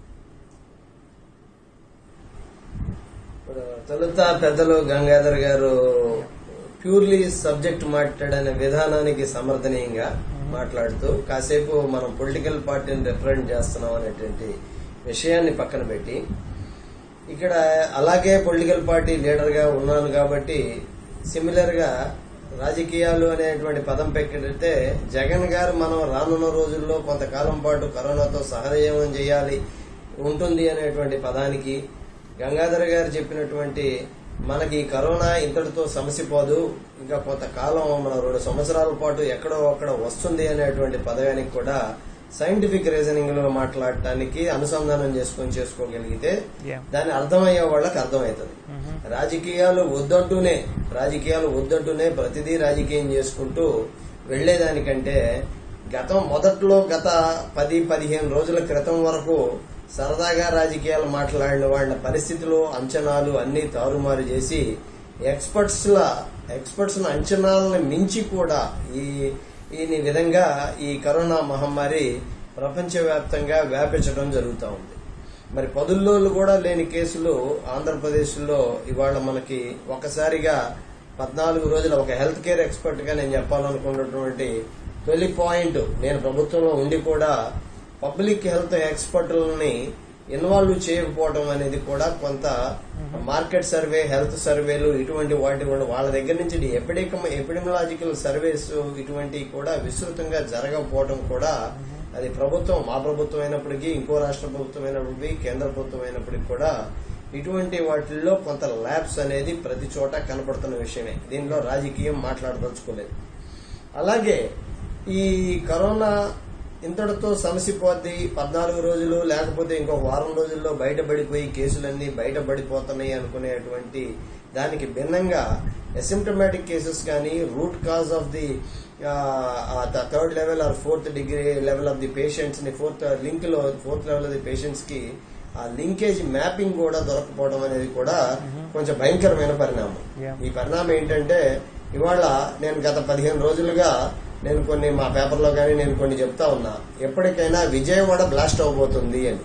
విజయవాడలో ప్రభుత్వం ముందుగానే కొంత గుర్తించి రెడ్ జోన్స్ ఇవి చేయడం జరిగింది. ప్రభుత్వాలు తాము చేసిన పనులు చేస్తూ ఉంటాయి, కానీ సేమ్ టైం లాక్డౌన్ నిబంధనలు అనేటువంటిది మనం 10 సార్లు పదే మాట్లాడినా ఇప్పుడు కొంతమంది అభిప్రాయం వాళ్ళది ఇక్కడ ఏమంటున్నారంటే లాక్డౌన్ నిబంధనలు పెట్టాము, ఆ నిబంధనల మేరకు లాక్డౌన్ లో ఇంకొంచెం కఠినతరం. ఇందాక గంగాధర్ గారి చెప్పిన పాయింట్ లో 17% of the slum 20% of the slum దగ్గర లాక్డౌన్ నిబంధన సాధ్యమా అంటే నా వ్యక్తిగత అభిప్రాయం, నా అబ్జర్వేషన్ చెప్తున్నానండి. ఇవాళ వాళ్లే పద్ధతిగా ఉన్నారు. విలేజెస్ లోను స్లమ్స్ లోను ఎందుకు పద్ధతిగా ఉన్నారు అంటే వాళ్లకి కావలసినటువంటి కనీస అవసరాలు అవి ప్రభుత్వాలు కానివ్వండి, అంతకు మించి స్వచ్ఛంద సంస్థలు కానివ్వండి, దాన ధర్మ గుణం ఉన్నటువంటి వ్యక్తులు కానివ్వండి, వాళ్ళకి కావలసిన కనీస మినిమం. ఇప్పుడు మీలాగా నాలాగా ఓవర్ ఎక్స్పెక్టేషన్ జీవితం మీద ఏదో సంపాదించాలి అనేటువంటి లేనటువంటి వ్యక్తులు వాళ్ళు. అటువంటి వాళ్ళకి వాళ్ళ కనీస అవసరాలు తీరుతున్నప్పుడు వాళ్ళు కనీసం మనం కొంతకాలం ఇలానే ఉండాలని కోరుకున్న వాళ్ళలో నేను చాలా మందిని ఏంటయ్యా పని లేదు కదా ఏంటి నీ పరిస్థితి అని అడిగితే, సార్ జరిగిపోతుంది కదా, ఇలా జరిగితే ముందు అన్ని సర్దుకున్నాక అయ్యే సర్దుకుంటాయి అనేటువంటి పెద్ద మనసు అటువంటి స్లమ్ ఏరియాల్లోనే కనపడింది. అలాగే పూర్తి స్థాయిలో అన్ని ఏ రకమైన ఇబ్బందులు లేని వాళ్ళకు కూడా ఏం కనపడలా. ఎటొచ్చి ఇబ్బందికరమైన పరిమాణాలు లాక్డౌన్ విరామంలో రోడ్డు మీదకి వచ్చేవాళ్లు, ఉల్లంఘించారని చెప్పుకోబడుతున్న వాళ్ళు, ఉల్లంఘించారనేటువంటి ముద్ర మనం వేస్తున్న వాళ్ళు ఎవరయ్యా అంటే 5,000 10,000 చిన్న సంస్థల్లో నెలవారీ జీతం తెచ్చుకుంటే గడవలేని వాళ్లే. అది వాడు రోడ్డు మీదకి ఏదో రకంగా వచ్చి ఏదో ₹1 సంపాదిద్దామో లేకపోతే తీసుకెళ్దామో అనేటువంటి వాళ్ళ విషయాన్ని ఇది పార్ట్ ఆఫ్ ఎపిడెమియాలజికల్ స్టడీలోనే సోషియో ఎపిడెమియాలజికల్ స్టడీలోనే పార్ట్ ఉంటుంది. ఇటువంటి విధానాల మీద అది రాష్ట్ర ప్రభుత్వాలు కావచ్చు, కేంద్ర ప్రభుత్వాలు కావచ్చు, ఇటువంటి విధానాల మీద ఒక నెల రోజులు ప్రజలకి మనం ఇప్పుడు మీరు ఇందాక జీడీపీల విషయాల్లో జర్మనీ విషయం ప్రస్తావించడం నాకు బాగా నచ్చిన విషయం. అది నేను ప్రస్తావిద్దాం అనుకునే చెప్తా ఉన్నాను. జర్మనీలో irrespective of the private and government employment 60% advance గా జీతాలు గవర్నమెంట్ చెల్లించేసింది. అంటే అటువంటి ప్రభుత్వాలు ముందు చూపున్న ప్రభుత్వాల నేపథ్యంలో మన కేంద్ర రాష్ట్ర ప్రభుత్వాలు ఏ ప్రభుత్వమైనా ఏ రాష్ట్రమైనా మన భారతదేశ కేంద్ర ప్రభుత్వమైనా మన కోసం పనిచేస్తున్నటువంటి ప్రభుత్వ ఉద్యోగులు మరి ఇంక్లూడింగ్ పారిశుద్ధ్య కార్మికుల సంగతి పక్కన పెడితే వైద్య పోలీసు మామూలు ప్రభుత్వ ఉద్యోగుల సిబ్బందికి అందరికీ కూడా 50% నుంచి 60% వరకు అది కోత అంటారా డిఫర్మేషన్ అంటారా తర్వాత ఇస్తామంటారా ఏదైనా కానీ ఆ సమయానికి డబ్బులు అందజేయలేని పరిస్థితుల్లో మన ఆర్థిక వ్యవస్థలు ఉన్నాయి. దీంట్లో ముందు చూపు లేని నాయకులు అనుకుందామా, పార్టీలు అనుకుందామా, లేకపోతే ఇక్కడ అన్నిటికీ మించి ద ఫస్ట్ పాయింట్ గంగాధర్ గారు మాట్లాడిన మాటల్లో నేను ఏకీభిస్తూ దానికి నేను జోడించాలనుకుంటుంది ఏంటంటే రాజకీయాలు మాణిక్యాలరావు గారు మాట్లాడినట్టుగా రాజకీయాలు మాట్లాడదలుచుకోవట్లేదు, కానీ వెరీ క్లియర్ కట్ గా ప్రభుత్వాలు ప్రజారోగ్య వ్యవస్థ మీద దృష్టి పెట్టాల్సిన అవసరం ఉంది. పూర్తిగా ఇన్ఫ్రాస్ట్రక్చర్లు, ప్రభుత్వ హాస్పిటల్స్, ప్రభుత్వ కింద ఆరోగ్యశ్రీ పథకం కింద మనం కొన్ని ₹100 కోట్ల ప్రతి నెల ప్రైవేట్ హాస్పిటల్కి చెల్లించుకుంటా వస్తున్నాం. ఈ లాక్డౌన్ సమయం మీరు 40 రోజులు కనుక మీరు గమనించినట్లయితే పేషెంట్లు ఏమైపోయినారు, టెస్టులు ఏమైపోయినాయి, అసలు రోగాలు లేవా, వీళ్ళందరికీ రోగాలు రావడం లేదా, ఇవన్నీ ఆలోచన ఇంకొక విధంగా కనుక మనం చూసినట్లయితే ప్రజారోగ్య వ్యవస్థ మీదనే క్లిష్ట పరిస్థితుల్లో, విపత్కర పరిస్థితుల్లో, మహమ్మారుల టైంలో ప్రజలకి ఉపయోగపడేది ప్రభుత్వ ఆరోగ్య వ్యవస్థ మాత్రమే. నిర్లక్ష్యం చేయబడినటువంటి ప్రభుత్వ ఆరోగ్య వ్యవస్థలని పునరుద్ధరించాల్సిన సమయం వచ్చింది. అలాగే ఇక ముఖ్యమంత్రి గారు ఏదో చెప్పారు, లాక్డౌన్ సడలింపు చేయాలని అనుకుంటున్నారు, లేకపోతే వాళ్ళు తిరుగుతున్నారు వీళ్లు తిరుగుతున్నారు అని అంటే ఒక అడ్మినిస్ట్రేషన్ యాంగిల్లో ఒక సేమ్ టైం ఇందాక నేను చెప్పినట్టుగా సోషియో ఎకనామిక్ ఎపిడెమియాలజికల్ లింకేజ్ కనుక మనం చూసుకున్నట్లయితే కొంత మేరకు వెసులుబాటు కల్పించాలనే ధోరణిలో మన ముఖ్యమంత్రి గారు అలా మాట్లాడిన విధానాన్ని ప్రతి క్షణం ప్రతి నిమిషం తప్పుపట్టడం మానేసి తెలుగుదేశం నాయకులు వాళ్ళు వచ్చి బయటకు వచ్చి ఎంతో కొంత చేశారు. ఆఫ్ కోర్స్ గుమిగూడి చేసిన విషయాల్లో కొన్ని తప్పులుంటే సమర్థనీయం కాదు. అలాగే తెలుగుదేశం నాయకులు ఎక్కడైనా కూరగాయలు గాని అన్నం గాని ఇంకొకటి గాని పెంచి పెట్టినటువంటి సందర్భాలు ఇక్కడ ఉన్నాయా? ఇక్కడ మిత్రుడు రఘురామ్ గారు ఇక్కడ ఉన్నారు, చాలా మంచి మిత్రుడు నాకైనా. ఈ సందర్భంలో వారి ద్వారా కేంద్ర ప్రభుత్వానికి విన్నవించేది ఏంటంటే కనీసం ఇక్కడ జీఎస్టీలో మాస్కులు, శానిటైజర్లు, ఇక కరోనాకి సంబంధించినటువంటి కొన్ని మందుల విషయాల్లో మనం ఇక్కడ జీఎస్టీ మినహాయింపు అనేది ఇంతవరకు కేంద్ర ప్రభుత్వం నుంచి స్పష్టమైన ఇది లేదు. వాటికి కూడా మరి మిత్రులు రఘురామ్ గారు కేంద్ర ప్రభుత్వం దృష్టికి తీసుకెళ్తారని ఆశిస్తా ఉన్నా. అలాగే ఇవాళ మరి రీసెంట్ గా ఆంధ్రప్రదేశ్ ప్రభుత్వం ఇవాళ్లే ఒక యాప్ ను ఒకటి రిలీజ్ చేసింది. మెడికల్ షాపుల వాళ్ళ ద్వారా మరి దగ్గు, జలుబు మందు లాంటి మందులు తీసుకున్నటువంటి వాళ్ళలో వాళ్ళని ఎన్రోల్ చేసి వాళ్ళని ప్రభుత్వానికి తెలియపరచాలనేది ఇది కూడా ఒక కైండ్ ఆఫ్ సర్వే లాంటిదే. కాకపోతే చిన్న సవరణ కూడా ఏంటంటే దాన్ని ఫార్మసిస్ట్ ని బాధ్యుడిని చేస్తూ చట్టం తీసుకురావాల్సిన అవసరం కూడా ఉంది. ఆ ప్రయత్నం కూడా ప్రభుత్వం ఉంది. ఓకే. రఘురామ్ గారు మీరు చెప్పండి, ఓవరాల్ గా మోడీ గారు కూడా కొంత అంటే డిసిషన్ తీసుకోలేకపోవటం, కొంత అన్సర్టెనిటీ, అంటే ఎగ్జిట్ నుంచి ఎలా అనేది ఆబ్వియస్గా జహాన్ అనుకుంటా లైవ్లీహుడ్ రెండు కూడా ఇంపార్టెంట్ గతంలో చెప్పారు. ఓవరాల్గా అంటే ఇప్పుడు నేను చెప్పేది యూరోప్లో మిగతా కంట్రీలో 100 మంది చనిపోతున్నా కూడా ఓపెన్ అవటం మొదలు పెడుతున్నారు. కొంత ఒక క్లారిటీ కానీ అంటే భయం వేస్తుందో మరి లాక్డౌన్ తీయటం తప్పదు, మరి జీరో కేసు అనేది రాదు, అసంభవం. అలాగా ఎందుకు వెనకాడుతున్నారు లాక్డౌన్ తీయటానికి? అంటే డెన్సిటీ ఆఫ్ పాపులేషన్ ఏదో మరి ఫ్యాక్టర్స్ చెప్పండి రఘురామ్ గారు. మనం పాఠాలు నేర్చుకోవాల్సిన అవసరం ఉంది కదండి. ఏదైతే యూరోపియన్ దేశాల నుంచి చూసాం మనం అక్కడ, ఈవెన్ అంత పెద్ద దేశము ఇవాళ ప్రపంచానికి మొన్నటివరకు బతిదిక్కుగా ఉన్నటువంటి అమెరికానే ఇవాళ విలువలాడిపోయే పరిస్థితిలో చూసాం. 55-60 వేల మంది ఇప్పటికే చనిపోయారు. అనేక లక్షల మంది, 7-8 లక్షల మంది ఇప్పటికే కరోనా బారిన పడ్డారు. నిర్లక్ష్యం చేశారు అక్కడ. కరోనా టోటల్గా నిర్లక్ష్యం చేసిన ప్రతి దేశము కూడా మూల్యం చెల్లించుకుంది. ప్రాణాలు మరి విపరీతంగా అనేక మంది, లక్షల మంది ప్రాణాలు కోల్పోయారు. సంచేత దీని అందరూ దృష్టి పెట్టుకుని సరే ఆర్థిక వ్యవస్థను చక్కబెట్టుకోవచ్చు ఖచ్చితంగా. ఇంకొక ఇప్పుడు ప్రభుత్వం దగ్గర ప్లాన్ ఉంటుందండి. ప్లాన్ లేకుండా ఏం ప్లాన్ ఉంది, ఏమైనా ప్లాన్ ఉందా లేదా, అసలు గుడ్డిగా వెళ్తున్నారా, గుడ్డిగా లాక్డౌనే చేస్తుందా, దీనివల్ల ఏమైనా పరిష్కారం ఉందా, అనేక ప్రశ్నలు చాలా మందికి ఉండొచ్చు. అయితే ప్రభుత్వం అందుకనే జోన్స్ కింద విడదీసింది. ఏదైతే రెడ్ జోను, ఆరెంజ్, గ్రీను అనేక జిల్లాల్లో అంటే మెజారిటీ జిల్లాల్లో ఇప్పుడు గ్రీన్ జోన్ గానే ఉన్నాయి. సో ఆ గ్రీన్ జోన్స్ ఏరియాలో ఖచ్చితంగా అక్కడ వ్యవసాయ కార్యకలాపాలు కానివ్వండి, అక్కడ ఆర్థిక కార్యకలాపాలు కానీ అక్కడ ఉన్నటువంటి దాన్ని అనుమతించాలని అన్ని రాష్ట్రాలు, చాలా మటుకు మెజారిటీ రాష్ట్రాలు కోరే, అనేక మంది నిపుణులు కూడా చెప్తున్న మాట కూడా అదే.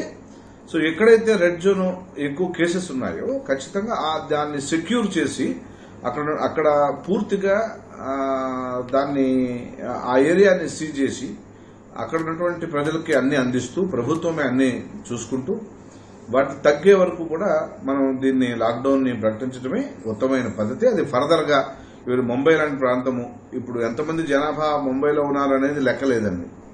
అఫీషియల్ లెక్కకిను అనఫిషియల్ లెక్కకి చాలా తేడా ఉందన్నమాట. అదేవిధంగా ఢిల్లీ, అదేవిధంగా హైదరాబాద్, అదేవిధంగా అహ్మదాబాద్.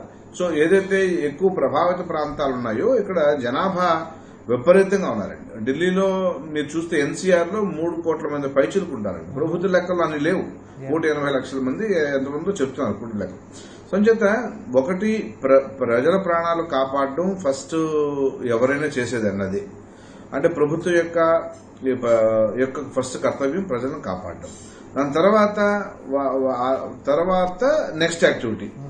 అంచేత ఇందాక పెద్దలు గంగాధర్ గారు చెప్పినట్టుగా కొన్ని అంటే ఇది 2 సంవత్సరాలు ఉంటుందని అయితే మనం అనుకోవట్లేదు కానీ బట్ ఎక్కువ కాలం ఏదో ఇవాళ నెల రోజుల్లో 2 నెలల రోజుల్లోనో ఏదో వ్యాక్సిన్ వస్తే అయిపోయేది కాదు.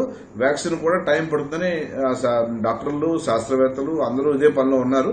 అనేక దేశాలు దీని మీద వ్యాక్సిన్ కోసం పనిచేస్తున్నాయి కాబట్టి సో మనం వీలైనంత వరకు దీని బారిన పడకుండా ఉండడం కోసం ప్రయత్నం చేయమని ప్రభుత్వం చెప్తోంది. సంచేత ఒకటి ప్రభుత్వం ముందే మేలుకుంటే బాగుండేది, లేకపోతే కనుక అనేక దేశాల తర్వాత మనం అశ్రద్ధ చేశాము, 15 రోజులు లేట్ చేశాము, ఇవి కూడా కరెక్ట్ కాదండి. ఎందుకంటే రైట్ టైంలో రైట్ డెసిషన్ తీసుకుంది. దానివల్ల ఖచ్చితంగా కొన్ని ఇప్పుడు ఒక పెద్ద సమస్యను ఎదుర్కొనేటప్పుడు ప్రపంచమే విలువలాడుతున్నప్పుడు అనేక కోట్ల మంది జనాభా ఉన్న భారతదేశంలో ఖచ్చితంగా ఇది సడన్ గా దశలో దీన్ని చేయాలనుకున్నప్పుడు 1 ఫైన్ డే 22 తారీఖు చేసిన తర్వాత 24 నుంచి లాక్డౌన్ ప్రకటించినప్పుడు ఖచ్చితంగా వలస యొక్క కార్మికులు ఏదైతే ఉన్నారో, అసంఘటిత కార్మికులు ఉన్నారో వాళ్ళు ఇబ్బంది పడ్డ వాస్తవమే. కానీ బట్ వాళ్ళ ప్రాణాలు ఎక్కడున్నారో అక్కడ సురక్షితంగానే ఉండాలనే ఉద్దేశంతోనే ఆ డెసిషన్ తీసుకుంది. సో దీన్ని ఆలస్యం అని మనమే అనాల్సిన పని లేదండి. సరే, ఏ టైంలో జరగాలో ఆ టైంలో జరిగింది. ఖచ్చితంగా రైట్ టైంలో రైట్ డెసిషన్ జరిగింది. సో ఇప్పుడు ఏమంటారంటే అంతా ఇప్పుడు చాలా చోట్ల వ్యవసాయ కార్యకలాపాలు జరుగుతున్నాయి. వ్యవసాయం దానికి ఎక్కడ ఆటంకం లేకుండా ప్రభుత్వాలు నడిపిస్తున్నాయి. రాష్ట్ర ప్రభుత్వాలు, జిల్లా యంత్రాంగం ఈ పనులు ఉన్నారు.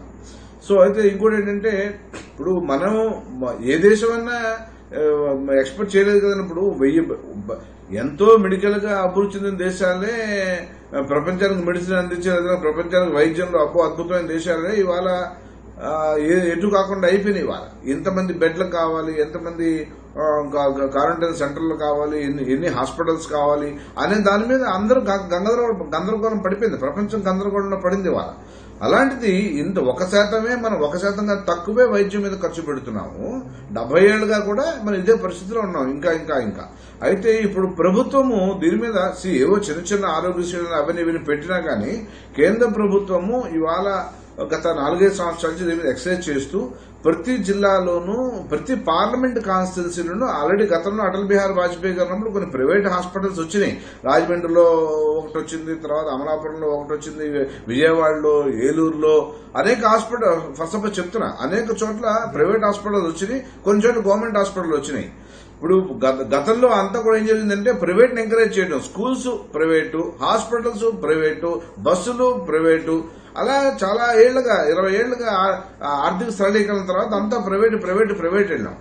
సో ఇవాళ ప్రభుత్వము ఎక్కువ ఖర్చు పెట్టట్లేదు, ప్రభుత్వం అప్రమత్తం లేదు, ప్రభుత్వానికి వైద్యం మీద ఖర్చు పెట్టలేదు అనేది చెప్పడానికి బాగుంటాయి. కానీ మన భారతదేశ పరిస్థితులు, ఆర్థిక పరిస్థితులు అన్నీ చూసుకుంటే సో ఇవన్నీ ఈ సమస్యలకి ఇవాళ ఉన్నటువంటి ఎమర్జెన్సీ పరిస్థితికి కారణము నువ్వా నేనా అని అనుకోకుండా ఉన్న దాంట్లోనే ప్రభుత్వం రైల్వే శాఖ ముందుకు వచ్చింది. 5,000 బెడ్లని ఏర్పరిచింది. క్వారంటైన్ సెంటర్లు అక్కడ పెట్టుకోవచ్చు.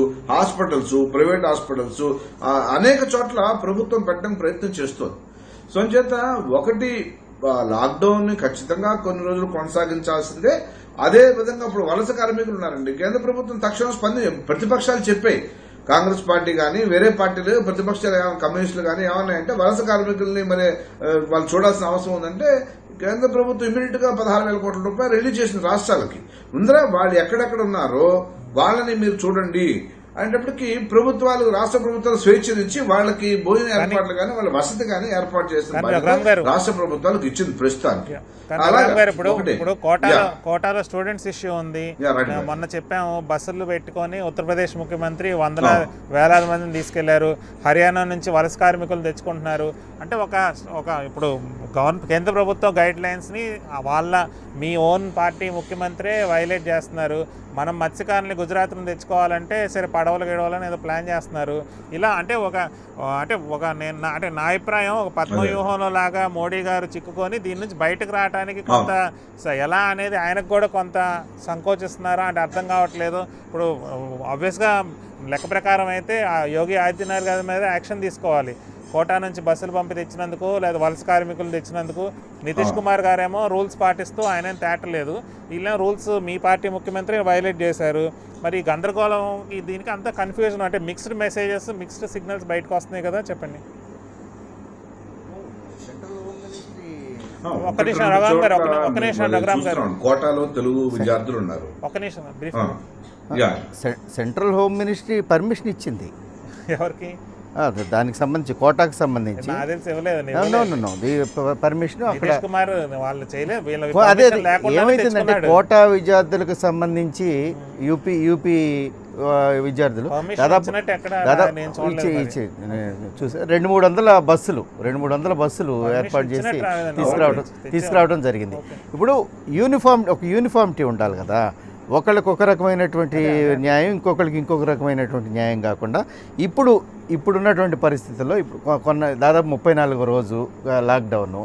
ఇప్పుడు ఇక ఈ వలస కార్మికులకు సంబంధించి ఒక పరిష్కారం ఇచ్చేసేయాలి, పరిష్కారం చూపించాల్సినటువంటి అవసరం ఉంది, దాని మీద కాన్సన్ట్రేట్ చేయాల్సినటువంటి అవసరం ఉంది. రఘురామ్ గారు బ్రీఫ్గా చెప్పండి, ఈ విషయం మీద కంక్లూడ్ చేయండి. ఖచ్చితంగా. ఇప్పుడు మన కోటాలో తెలుగు విద్యార్థులు కూడా ఉన్నారు. వెంకయ్యనాయుడు గారు ఎప్పుడు చేయడం వెంటనే వెంకయ్యనాయుడు గారు అక్కడ కోటా సంబంధించినటువంటి లోక్సభ స్పీకర్, కోటా ఎంపీ అన్నమాట. సో ఆయనతో మాట్లాడారు, అక్కడ అశోక్ గెహ్లోట్ ప్రభుత్వంతో మాట్లాడారు. సో అంచేత దీనికి కేంద్ర ప్రభుత్వం మళ్ళీ పర్మిషన్ ఇవ్వాలా.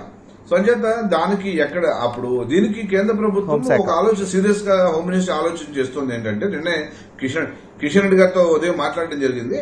ఏమన్నారంటే వలస కార్మికుల సమస్య ఇమీడియట్ గా పరిష్కరించాలని ప్రయత్నం చేస్తున్నాం, దాని మీద కొంత 1-2 రోజులు క్లారిటీ రావచ్చని చెప్పడం జరిగింది. సో అదేవిధంగా ఫిషర్మెన్ మన గుజరాత్ లో ఉండిపోయారు, వెంకయ్య గారు మాట్లాడాడు, సీఎం మన ఆంధ్రప్రదేశ్ సీఎం మాట్లాడాడు. సో అయితే కాంగ్రెస్ పార్టీ గుడికి రుద్రరాజు గారు ఇనిషియేటివ్ తీసుకున్నాడు. ఇంతమంది అక్కడ కాంగ్రెస్ ప్రభుత్వం మన గుజరాత్ లో ఉన్నటువంటి ప్రభుత్వంతో మాట్లాడము, సో అది జరుగుతోంది. సో అంచేత దీనికి ఇలా ఖచ్చితంగా ఇంత పెద్ద కెలామిటీ, ఎంత పెద్ద నేషనల్ ఎమర్జెన్సీ వచ్చినప్పుడు ఇలాంటి సమస్యలు ఉంటాయండి, ఉండకుండా ఉండవు. వాటిని ఏ విధంగా పరిష్కరించాలో ప్రభుత్వం ఒక సవాల్గా తీసుకుని చేస్తోంది. అల్టిమేట్లీ వాళ్ళు సురక్షితంగా ప్రాంతాలకు చేరాలి, వాళ్ళ ఇళ్లకు చేరాలి. అదేవిధంగా వాళ్ళు అక్కడ భోజనంతో వాళ్ళకి ఫుడ్ లేకుండా ఉండకుండా చూడాల్సిన బాధ్యత గుజరాత్ ప్రభుత్వం చూసుకుంటోంది, అక్కడ కోటా రాజస్థాన్ ప్రభుత్వం చూసుకుంటోంది. అంటే ప్రభుత్వాలు ఈ విధంగా పనిచేస్తూ ఉంటాయి. అయితే ఇందాక మన రెడ్డి గారు చెప్పినట్టుగా ఒక సజెషన్, మంచి సజెషన్ అది.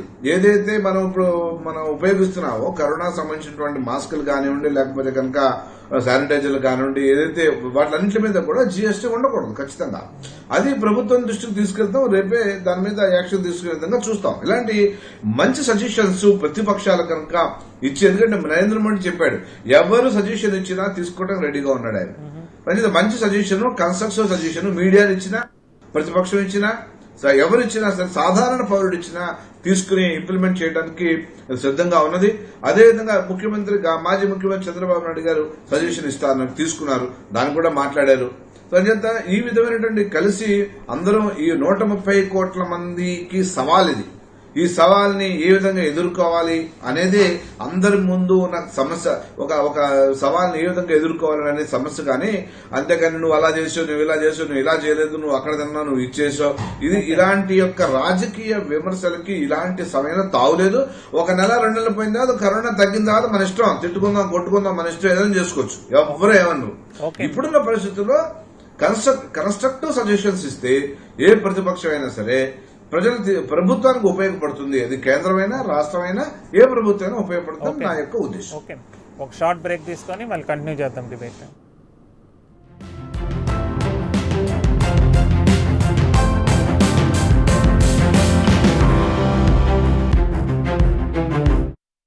$105 labs and research centers, 75 plus entrepreneurs, 125 plus startups. KL now in Hyderabad. పాత నగలను ఎక్స్చేంజ్ చేసి కొత్త నగలు కొనాలంటే ఇలా కూర్చోవాలి, కానీ డబ్బులు తీసుకుని వెళ్తే ఇలా కూర్చోవచ్చు. చేతిలో డబ్బులుంటే మనమే బాస్. మరి డబ్బులు ఆటికా గోల్డ్ కంపెనీకి రండి. బంగారం కొనేటప్పుడు మీరే boss. Attica Gold Company. Call 8880-300-300. Madhucure herbal juice, సంప్రదాయ మూలికలతో తయారైన ప్రత్యేక హర్బల్ జ్యూస్. మీ ప్రాబ్లమ్స్ ని 3 స్టెప్స్ లో సాల్వ్ చేసుకోవచ్చు. స్టెప్ 1, మీ నగలను ఆటికాలో బెస్ట్ రేట్ కి అమ్మండి. స్టెప్ 2, ఒకే నిమిషంలో డబ్బులు తీసుకోండి. స్టెప్ 3, మీ ప్రాబ్లమ్స్ ని సాల్వ్ చేయండి, ఇక నెమ్మదిగా ఉండండి. Attica Gold Company. కాల్ 8880-300-300. సోపు శుభ్రత చాలా తోపు, కలర్ బట్టలు కాపాడి మురికిని దూరం చేసేనే. చూడు చూడు ఆహా ట్రిపుల్ ఎక్స్ సోప్, చేతుల్లో మురికిని దూరం చేస్తుంది, చేతుల్ని కాపాడుతుంది. XXX సోప్ మరియు వాషింగ్ పౌడర్, సంస్కారవంతమైన సోప్. నగలను తాకట్టు పెట్టాలనుకుంటున్నారా? బోల్డ్ అని నగలు, తక్కువ డబ్బులు, వాటికి వడ్డీ కట్టి కట్టి ఎందుకు? ఆర్టికా గోల్డ్ కంపెనీలో బెస్ట్ రేట్ కి అమ్మండి. ఒకే నిమిషంలో డబ్బులు తీసుకోండి. స్మార్ట్ గా ఉండండి. ఇంక మీదట నో వడ్డీ. Attica Gold Company. కాల్ 8880-300-300.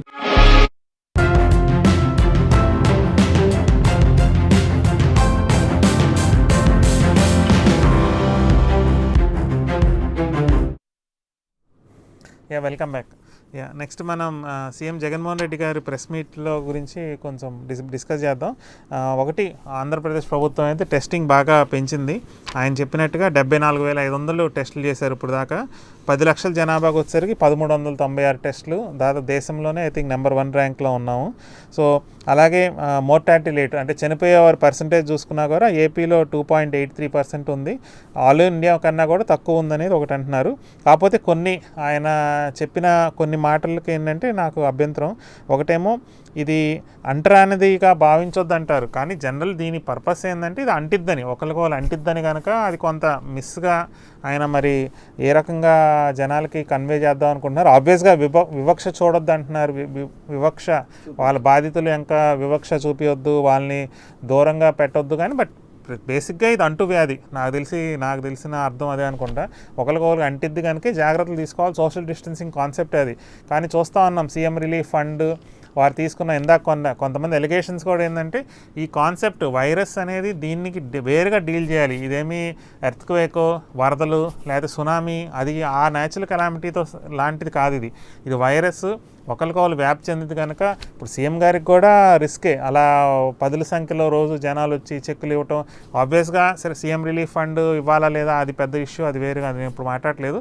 కానీ ఇలా జనాల్ని ఆయన ఆఫీస్కి పిలవటం కూడా ఆయనకు కూడా రిస్క్. అంటే ఇది పొలిటీషియన్స్ని కూడా ఈ జనాలు ఈవెన్ ఎమ్మెల్యేలు కానీ మంత్రులు కానీ కారుల నిండా జనాలు ఎక్కి ఎక్కడికైనా పోవాలంటే ఒక 50 మంది లోకల్ మండల నాయకులు అందరినీ 100 మందితో పోగొట్టడం, అవన్నీ మైండ్ సెట్ అనేది పోగొట్టుకోవాలి.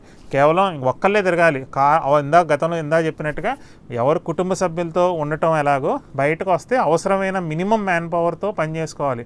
ఎమ్మెల్యే, డ్రైవరు, గన్మెన్, మేబీ అంతకన్నా మూడో మనిషి కారులో అనేది ఉండకూడదు.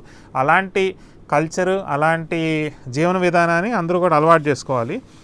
సో అదే ఇలా జనాల్ని పాపం ఆయన మరి తెలిసి వాళ్ళ పక్కన వాళ్ళు చెప్తున్నారు లేదు, కానీ అంతంతమంది రోజు, ఎందుకంటే లక్షణాలు ఉండకపోవచ్చు, వాళ్ళల్లో వచ్చిన వాళ్ళకి వైరస్ సోకలేదని గ్యారంటీ ఏముంది? ఇప్పుడు గవర్నర్ బంగ్లాలో ఎలా వచ్చిందో లేదా రాష్ట్రపతి భవన్లో ఎలా ఉందో అలాగే సీఎం ఆఫీస్లో కూడా రిస్క్ అనేది ఉంటుంది. నెక్స్ట్ ముఖ్యంగా ఆయన చెప్పింది ఇది జ్వరం మాదిరి వస్తుంది, కాస్త మందు తీసుకుంటే సరిపోయిద్ది, నయమవుద్దని.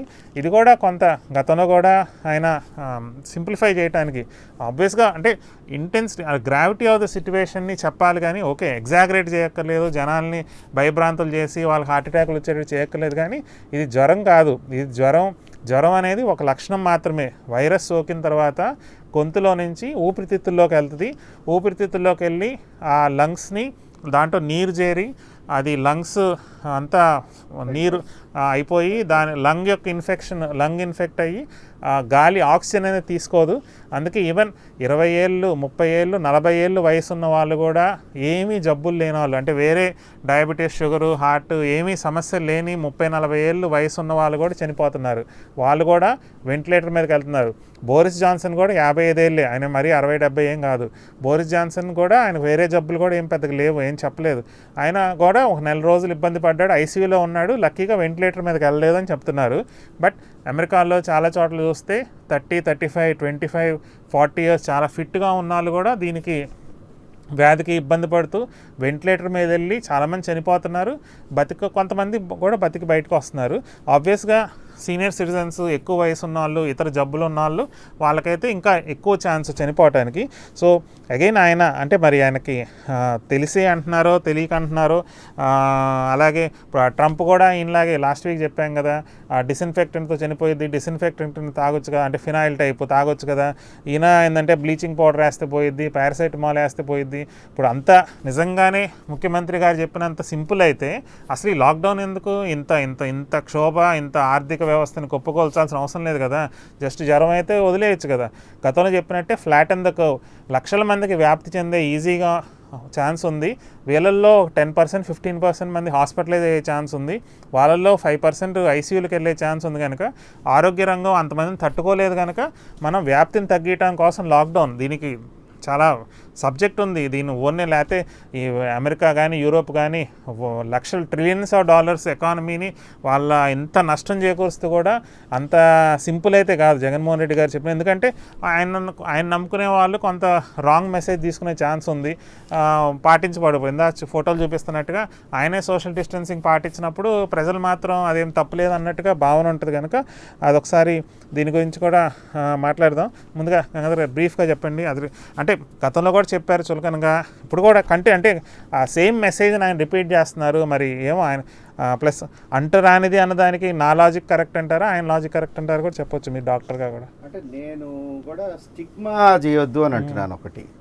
అయితే ఇది హైలీ కంటేజియస్ కాబట్టి ఫిజికల్ డిస్టెన్సింగ్ ఖచ్చితంగా పాటించాలి. సో ఇది అంటుదే అంటారు కదా టెక్నికల్గా డాక్టర్గా. ఎస్, ఇది అంటుది కాదనకూడదు కదా, అంటుది కాదనకూడదు. అయితే ఆ పేరుతోటి కొంతమంది సోషల్ ఇష్యూస్, కొంతమంది అన్టచబుల్తో ఇంతకుముందు మనం పాటించినటువంటి అన్టచబిలిటీ ఉంది కదా, అస్పృశ్యత, అసాంప్రదాయం, దాంతో కంపేర్ చేసి దీన్ని ఈ ఫిజికల్ డిస్టెన్సింగ్ని దాంతో కంపేర్ చేసి చూసారా ఇవాళ మన సాంప్రదాయాన్ని ప్రపంచం అంతా పాటిస్తుందని గ్లోరిఫై చేస్తున్న వాళ్ళు కూడా ఉన్నారు. సో ఆ దృష్టితో చూసుకుంటే ఈ అంటూ సొంటూ పాటించొద్దు అని చెప్పడం కూడా కరెక్టే, ఒక రకంగా స్టిగ్మా చేయొద్దు అంటూ కరెక్టే. అయితే సీరియస్ ప్రాబ్లం ఇది ఎక్కువ మందికి సింపుల్ డిసీజే కానీ, ఎక్కువ మందికి సిమ్టమ్స్ ఉండవు కానీ, ఎక్కువ మందికి మైల్డ్ డిసీజ్ కానీ వస్తుంది. కానీ వచ్చిన వాళ్ళకి, క్రిటికల్ అయిన వాళ్ళకి, ఫ్యాటల్ కేసెస్లో మాత్రం ఇది లంగ్స్ అన్నీ కూడా ఫైబ్రోస్ అవుతున్నాయి, లంగ్స్ అన్నీ కుంచుకుపోతున్నాయి. ఫైబ్రోసిస్ స్కార్ ఫామ్ అయినట్టు ఆ ఫైబ్రోస్ అయి కుంచుకుపోతుంది. తర్వాత అదొక్కటే కాదు ఇది రెడ్ బ్లడ్ సెల్స్లో ఉన్నటువంటి హిమోగ్లోబిన్ని అటాక్ చేస్తుంది. హిమోగ్లోబిన్లో ఉన్నటువంటి ఐరన్ ఎంటిటీ పార్ఫిరిన్ ఆ పార్ఫిరిన్ తోటి అటాచ్ అవుతుంది వైరస్ వెళ్ళి. అటాచ్ అయ్యి ఏం చేస్తుందంటే ఆ రెడ్ బ్లడ్ సెల్స్కి ఉండేటటువంటి ఆక్సిజన్ క్యారింగ్ కెపాసిటీని తగ్గించేస్తుంది. అందువల్ల మొత్తం సిస్టమ్, అదర్ సిస్టమ్స్ కూడా, not only lungs, other systems కూడా మల్టీ ఆర్గాన్ ఫెయిల్యూర్స్ కూడా వస్తున్నాయి అన్నమాట. అదర్ సిస్టమ్స్ కూడా ఎఫెక్ట్ చేస్తుంది. సో దీన్ని సీరియస్గా తీసుకోవాల్సిందే. జ్వరం అనేది ఒక సిమ్టమ్ మాత్రమే. ఇది ఒక ఫ్యాటల్ డిసీజు. ఫెటాలిటీ ఎంత పర్సెంటేజ్కి వస్తుంది అనేది వేరే విషయం, కానీ ఫ్యాటల్ డిసీజు. దానికి క్లారిటీ అండి, ఆయన చెప్పిన ప్రకారమే ఇవాళ హాస్పిటల్ బెడ్లు చాలా బాగా ప్రిపేర్ చేశారు, నెంబర్ ఆఫ్ వెంటిలేటర్స్ అన్నీ ఉండగానే 2.83%. బట్ ఇక్కడ ఒకటి చెప్పాలి, మనకు అంత ప్రిపేర్డ్గా లేం కాబట్టి పర్సంటేజ్ ఎక్కువగా ఉంది, ఇంకా తగ్గించవచ్చు. ఆయన తోటి ఒకదానిలో ఎక్కువ నంబర్ ఆఫ్ టెస్టింగ్ చేస్తున్నారు. ఇవాళ కేసులు ఎక్కువ కనిపించడానికి కూడా కారణం వేరే ఏదో కారణాలు చెప్తున్నారు, కానీ ఎక్కువ కనిపించడానికి కారణం టెస్టింగ్ ఎక్కువ చేయటం వల్లనే బయటకు వస్తున్నాయి. ఉన్న కేసులే టెస్టింగ్ తోటి బయటకు వస్తున్నాయి. ఇంకా బయటపడిన కేసులు ఎన్నో ఉన్నాయి. నిజానికి ఇప్పుడు మనం 1000 దాటాం కదా, దేశంలో దాదాపు 26,000 27,000 అంటున్నాం. నేనంటాను 100 times 200 times ఎక్స్ట్రా ఉంటాయి కేసులు. ఎందుకు అంటున్నానంటే సిఏలో, లాస్ ఏంజలెస్లో వాళ్ళు స్టడీ చేశారు. ఏంటంటే ఈ ప్రభుత్వం చెప్పిన లెక్కలు, టెస్టింగ్ ద్వారా బయటపడినటువంటి కేసెస్, తర్వాత అసలు ఉన్నటువంటి కేసెస్ ఎంత అనేది చూస్తే టెస్టింగ్ ద్వారా బయటపడిన కేసెస్ కంటే ప్రభుత్వ లెక్కల కంటే కూడా 55 times 55 రెట్లు ఎక్కువ కేసులు వాళ్ళు గమనించారు. సో అక్కడనే అంత బ్రహ్మాండంగా డేటా రికార్డింగ్ జరిగే చోటనే అలాంటి పరిస్థితి ఉంటే మనకి ఎంత బాగా చేస్తామో తెలుసు కదా. మనం ఐసీఎంఆర్ యాక్చువల్గా ఎందుకే ఈ ర్యాపిడ్ టెస్ట్ని ఇలాగే వాడమంటుంది. ఎప్పుడైనా మాలిజికల్ స్టడీస్గా ఒక ఏరియాలో చేస్తే దీన్ని స్క్రీనింగ్ కోసం ఉపయోగించవచ్చు. కానీ చైనీస్ కిట్స్ వాడొద్దు అంటుంది. చైనీస్ కిట్స్ని వాడొద్దు, చైనీస్ కిట్స్ని రిటర్న్ చేయమని కూడా చెప్పారు లవ్ అగర్వాల్ స్టేట్మెంట్లో. తర్వాత చైనీస్ కిట్స్ కొన్న దాని దగ్గర ఈ అవకతవకలు ఇవన్నీ కూడా దరిద్రమైన విషయం. ఇక అవన్నీ కొన్ని దరిద్రాలు జరుగుతున్నాయి. అయితే ఆయన చెప్పిన టెస్టింగ్ అనేది పెరిగింది. అయితే టెస్టింగ్ దేనికి ఒక మిత్రుడు అడిగాడు, టెస్ట్ చేయటం ఎందుకు సార్, మందు లేదు కదా టెస్ట్ చేయటం ఎందుకు, ఉపయోగం ఏంటన్నాడు. ఈ టెస్టింగ్ ట్రీట్మెంట్ చేయటం కోసం మాత్రమే కాదు, ఈ టెస్టింగు స్ప్రెడ్ అవ్వకుండా చేయటం కోసం, ఈ టెస్టింగ్ వ్యాధి స్ప్రెడ్ అవ్వకుండా ఐసోలేట్ చేయటం కోసం, టెస్ట్ చేసి ఆ పేషెంట్ని ఐడెంటిఫై చేసి ట్రేస్ చేసి ఐసోలేట్ చేయటం కోసం. ఐసోలేట్ చేయటం ద్వారా ఏం చేస్తామంటే వైరస్ లోడ్ని పెరగకుండా చేస్తాం సొసైటీలో, ఎన్వైరన్మెంట్లో.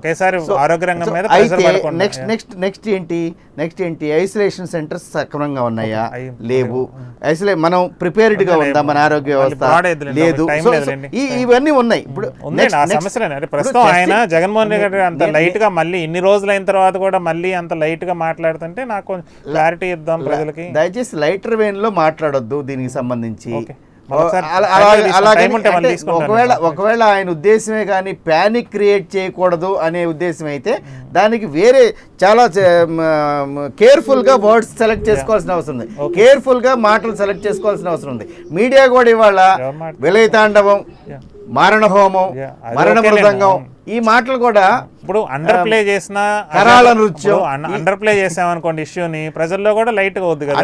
అండర్ ప్లే చేయమని నా ఉద్దేశం కాదు, కానీ ప్యానిక్ క్రియేట్ చేయకుండా ఉండటం కోసం మాటలని సెలెక్ట్ చేసుకోవటంలో జాగ్రత్త కోరుతున్నాను. అదే సమయంలో be well prepared, hope for the best,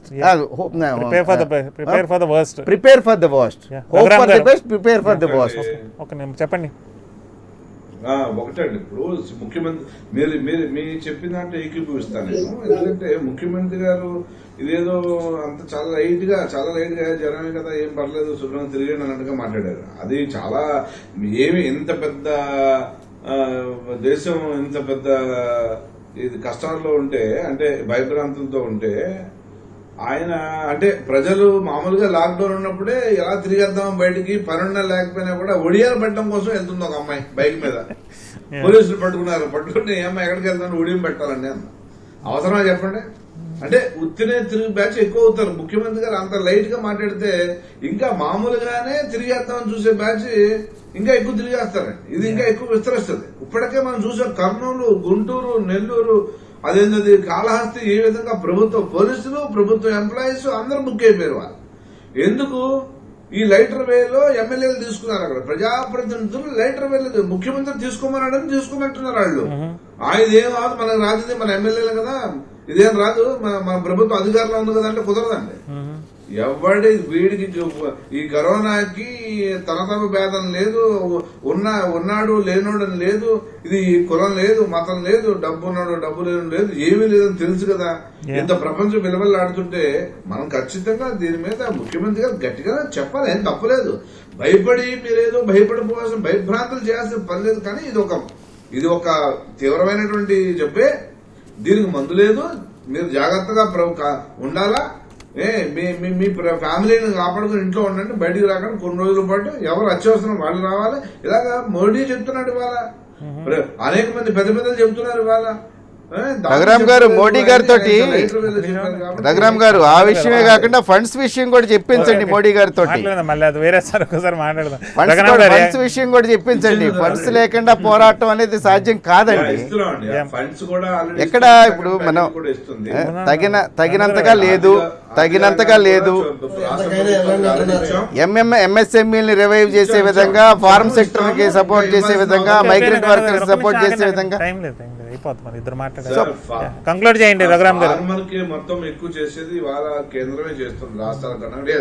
so దీన్ని లైటర్ వేలు తీసుకోకుండా ఉండాల్సింది ప్రభుత్వం సీరియస్ గానే ఉండాలని కోరుకుంటున్నాను. ప్రజలు కూడా సీరియస్ గా ఉండాలి. మీరు ఇందాక చెప్పారు మాస్క్ విషయంలో మంచి విషయం చెప్పారు. అలాగా చెప్పేవాళ్ళు కావాలి బాగా. అలా మీడియా ఆ పని చేస్తుంది కాబట్టి కొద్దిగా అవేర్నెస్ ఉంది వాళ్ళు.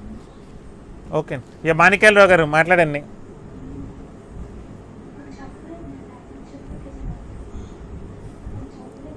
జగన్మోహన్ రెడ్డి గారు ఒక ప్రభుత్వ అధినేత. మేము ప్రతిపక్షాలంగా మాట్లాడినటువంటి మాటల్ని రాజకీయాలుగా వాళ్ళు చిత్రీకరిస్తా ఉన్నారు. ఇక్కడ ఎవరు కూడా అతివృష్టి అనావృష్టి లాగా చేయాల్సినటువంటి పరిస్థితి లేదు. ఆ రోజు మొట్టమొదట ప్రజల్లో చైతన్యం కల్పించాల్సినప్పుడు, అవగాహన కల్పించాల్సి వచ్చినప్పుడు దాన్ని చాలా చులకనగా మాట్లాడి బ్లీచింగ్ తో పోతుంది, లేకపోతే ఒక పారాసిటమాల్ వేస్తే పోతుంది, ఎవరు కంగారు పడాల్సిన అవసరం లేదు అని చెప్పారు. వాళ్ళు ఆ మాట చెప్పడం వల్లే కదా ఈ రోజు ఇంత పెద్ద సమస్య క్రియేట్ అయింది. మళ్ళీ ఈ రోజు కూడా అతివృష్టిలాగా మాట్లాడుతూ ఉన్నారు. ఏమని, ఇది ఒక అంటు వ్యాధి కాదు, వాళ్ళని చులకనగా చూడొద్దు, వాళ్ళని అట్రాసిటీకి గురి చేసినట్టుగా చూడొద్దు అనే పద్ధతిలో మాట్లాడుతూ ఉన్నారు. మరి దానికి నిజమే, ఎయిడ్స్ వ్యాధికి ఒక ముఖ్యమంత్రి స్థాయిలో ఎయిడ్స్ వ్యాధి గురించి ఏ విధంగా మాట్లాడాలో, కరోనా వైరస్ గురించి ఎట్లా మాట్లాడాలో కూడా తెలియకపోతే మీరు అట్లా మాట్లాడుతున్నారండి, తప్పుగా ఉంది అని చెప్పేసి మాట్లాడితే అది రాజకీయం ఎట్లా అవుతుంది? నిజంగా ఒక ఎయిడ్స్ వ్యాధి వచ్చింది అనుకోండి ఎవరికైనా, అది సామాజిక అంటరంతనాన్ని చూస్తారు, ఒక అవమానకరంగా చూస్తారు, వాడు ఏదో పెద్ద తప్పు చేసినోడుగా చూస్తారు, వాడిని ముట్టరు తాకరు, అది అంటరంతరం నిజంగానే అక్కడ చూడొచ్చు. కానీ ఇది అంటూ వ్యాధి, ఒకరికొకరికి ఏ పద్ధతిలో వచ్చిందో తెలియదు. తుంపర్ల వల్ల వచ్చిందా, లేకపోతే టచింగ్ పాయింట్స్ వల్ల వచ్చిందా, లేకపోతే ఇంకొక వస్తువు తాగటం వల్ల వచ్చిందా, కరెన్సీ నోట్లు తాగటం వల్ల వచ్చిందా, ఇది తాగటం వల్ల ఖచ్చితంగా స్టిగ్మా అయితే చేయకూడదండి దీన్ని. మాణిక్యేశ్వరరావు గారు, దీన్ని స్టిగ్మా అయితే కాకూడదు, వివక్ష అయితే చూపకూడదు. ఆ రోగుల పట్ల కానీ రోగులకు వైద్యం చేస్తున్న పట్ల కానీ అది చాలా చాలా చాలా ప్రమాదకరంగా తయారైందండి. దాన్ని గుర్తించాల్సిన అవసరం ఉంది. ఒకళ్ళ సోకే విషయం మాట్లాడుతున్నారు ఆయన. ఏమంటామంటే రోగుల పట్ల వివక్ష చూపకూడదు, రోగం పట్ల అప్రమత్తంగా ఉండాలి కదా. రోగుల పట్ల వివక్ష చూపకూడదు, రోగం పట్ల అప్రమత్తంగా ఉండాలి. ఆ రోజు అసలు ఏమీ లేదని చెప్పితివి, ఈ రోజు మనతోటి సహజీవనం చేస్తది, మన జీవిత కాలం పోతుంటదని ఈ రోజు చెబుతుంటివి. తర్వాత మన పెద్దలు భాస్కర్ రెడ్డి గారు మాట్లాడితే చెప్పారు, తెలుగుదేశం వాళ్ళు ఎక్కడన్నా ఏమన్నా పంచారా, మేమేమైనా పంచి లారీలు పెట్టి, ట్రాక్టర్లు పెట్టి, పెద్ద పెద్ద ఫ్లెక్సీలు పెట్టి, 100 కొద్ది లారీలు పెట్టి మేమని చేసామండి? ప్రధానమంత్రి గారు ఏదైతే చెప్పారో లాక్డౌన్ సూత్రాలను అనుసరించి వెళితే మాకు చేతన అయింది, ఒక్కళ్ళమో ఇద్దరమో వెళ్ళి మేము చేయాల్సిన వరకు చేసాం. మీకులాగా అది బెంగళూరు నుంచి బంధువులు తీసుకురాలేదు.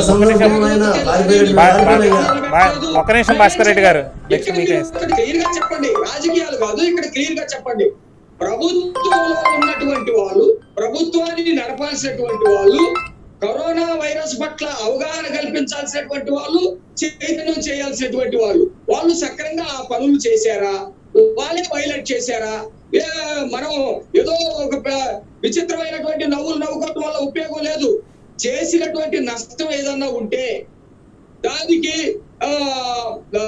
దగ్గరగా మొత్తం మీటింగులు పెట్టి, స్పీకర్ లాంటి వాళ్ళు మీటింగ్ పెడతారు, మిగతా వాళ్ళు ఏ విధంగా దాన్ని రిసీవ్ చేసుకుంటారు? ఎమ్మెల్యేలు మీటింగులు పెడతారు, మిగతా వాళ్ళు ఏ విధంగా రిసీవ్ చేసుకుంటారు? ఎంపీ గారు రోజు అటు ఇటు తిరుగుతారు. అదేమంటే దానికి ఏమవుతారంటే ప్రభుత్వంలో ఉన్నటువంటి వాళ్ళు సక్రంగా చేయాలి కదా అంటారు. మేము ఒకటే చెప్తామండి, ప్రతిపక్షంగా మేము ఇచ్చే సూచనలు మీకు ఉపయోగపడతాయి అనుకుంటే తీసుకోండి, ప్రధానమంత్రి గారు చెప్పే మాటలు మీకు ఉపయోగపడతాయి అనుకుంటే తీసుకోండి, లేదా మీ పద్ధతిలోనే మీరు ముందుకెళ్ళండి. ఓ పెద్ద ప్రమాదం వచ్చిన తర్వాత, నష్టం వచ్చిన తర్వాత దానికి బాధ్యులు మీరే అవుతారు కదా.